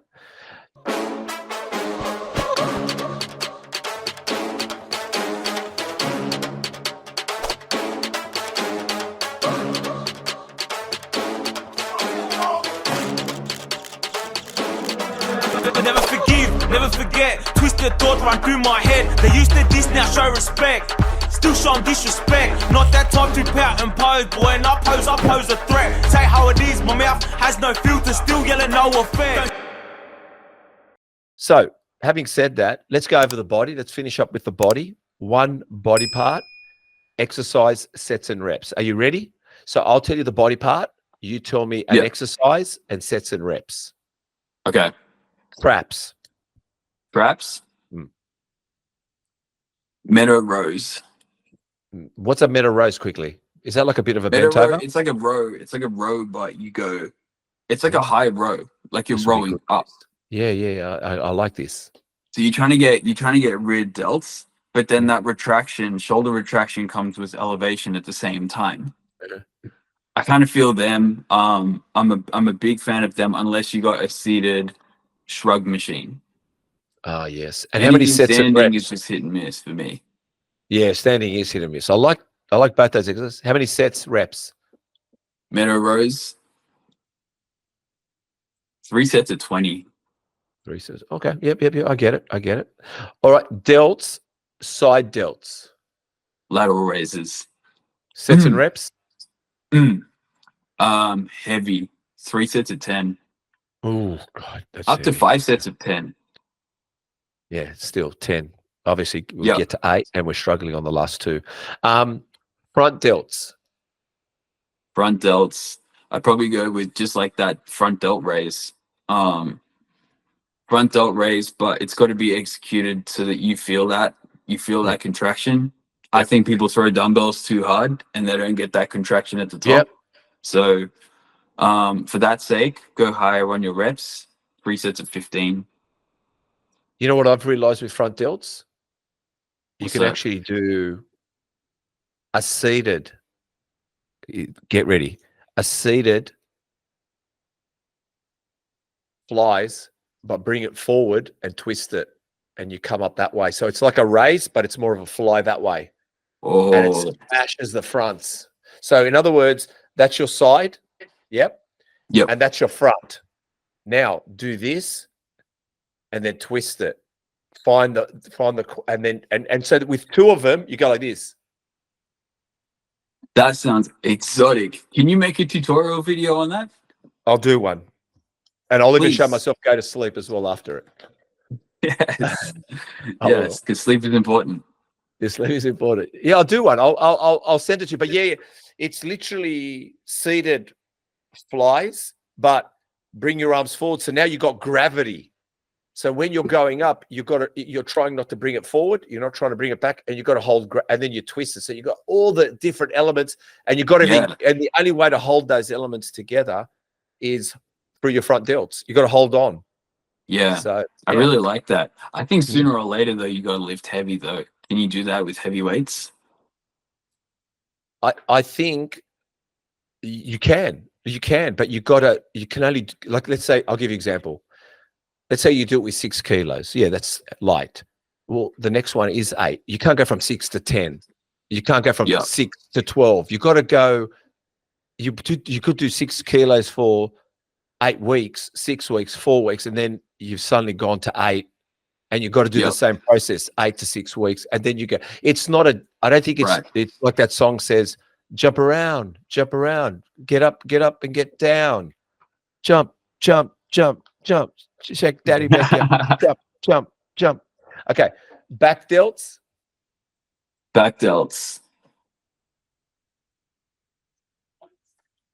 Single arm cable reverse flies. Ah, I've tried that lately. Yes. How many sets and reps? Yeah, I've been playing a lot with them. Yeah, I think sooner or later you want to go heavy on them, but you need to feel contractions again. I think they're kind of like anterior delts. I think, at least for me, they were hit and miss for many years. But I think once you got the hang of it, I'd be going for sets of 10. How many sets? 3 sets reps, of 10. 3 sets of 10. Chest, just any chest. It doesn't matter back. Just give me a chest exercise. How many sets? Reps? Chest, incline dumbbell bench press. All right, sets and reps. 5 sets of 8. Oh, you're going heavy there. Back, a good back exercise. Give us one. Back. Half kneeling high row. So kind of halfway between your lat pull down and your seated row. Oh, yes. Yeah. So just take a knee, and then the opposite hand you reach, and then it's just a row from kind of like 45 degrees. Yeah. How Yeah. many sets and reps? 3 sets, 12 each side. Okay. Abs. Can I give you 2? Yeah. So my go-tos are hanging leg raises and ab wheel rollouts. Oh, both not favorites of mine, that's for sure. Oh, really? Yeah. They I just think that killers. when I do one of those, I start sucking at the other, and so I just started doing both of them together, and they just work a treat. How many sets and reps? Hanging leg raises, I'd go for sets of 20, and then the ab wheel rollouts follow up with a set of 10. That's what's working for me at the moment. 3 sets of 20, I'm assuming.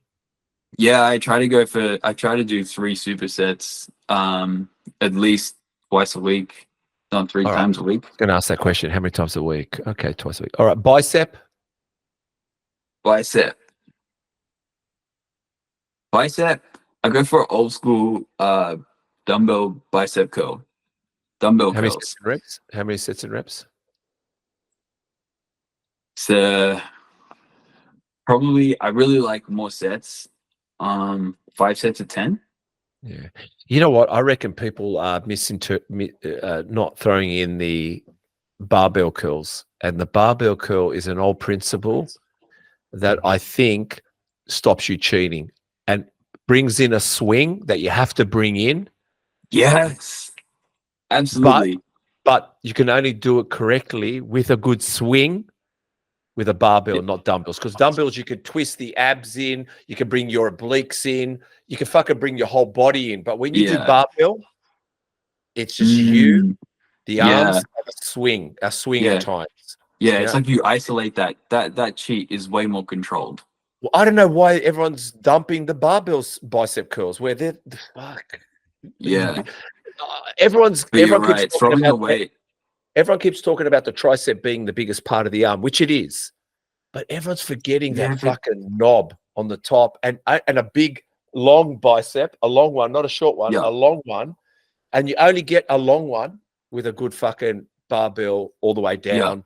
100%. That extended position as well to contract from that locked elbow, that's something else. And also the fact is with the dumbbells, you can actually push them behind you to get a bigger swing, which is cheating. With a dumbbell, it lands on your quads. You got to lift it from your quads. Yeah. So fuck, you're or in a position there's no real swing. You know what I mean? For sure. Go back to that, mate. Go back to the barbells, guys. Tricep. You know what I've really been enjoying lately? Just a good old fashioned standing cable tricep extension. Yeah, they're good. Yeah. How many sets reps? 3 sets. 3 sets of 10. I really like to lift heavy. It's like the bigger the muscle group, the more I just want to lift heavy. Yeah, I like it. I like 3 sets of 10. Good. What about forearms? I bet you don't do forearms. Weighted pull-ups. Weighted pull-ups. Okay. Yeah. Okay. Yeah. I actually don't isolate forearms, but I find that they're working when you do you do your pulls, and I'm sure there's value in isolating them too. Let's talk about this. Let's talk about it works with. Let me tell you something. Let's just talk about this. Do you know when you do shoulder front press, it engages your upper chest, but you still go do incline bench press. So in other words, I think everyone, do you know back in the 80s and 70s, forearms were trained, traps were trained, obliques, like no body part, every body part had its own world. No one said, oh, that works that, and that works that, and that works that. Yes, if you're genetically got big arms, you don't even need to train bicep all the time if it's genetically big. You do it sometimes. But I don't know. This it works. It works. You know what? When I eat pasta with a spoon, my forearms are working too. You know, like I don't put it in as forearm exercise. You know what I mean? But, oh man, I mentioned the incline dumbbell bench press though, just because I've never seen anyone dumbbell bench press huge weights and have a small chest. They just don't exist. You can't have one without the other. No, it's true. Or you've got the chest to show it. There's no denying that. Quads. It sounds super boring, but leg extensions. That's all right. How many sets and reps? 5 sets of 8. Okay. Hammies?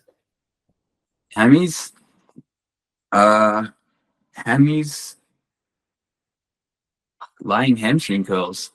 How many sets and reps? 4 sets of 12. Okay. I'll go 15. 15. Okay. That's comfortable. Calves. No, it's coming next. Calves. There it is.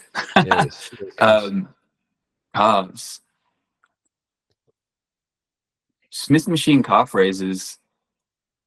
I don't have a calf raise machine at the gym that I work at, so we do Smith machine calf raises. Sets and reps? 5 sets of 10. Okay, 5 sets of 10. Okay. I mean, this is again, you're going to say similar to the forearm, tibialis. Tibialis. Yeah. Oh, now you're testing me. Yeah. I'll tell you what you're thinking. I've been training the tibialis for all this year, so 6 months, if not a little bit longer.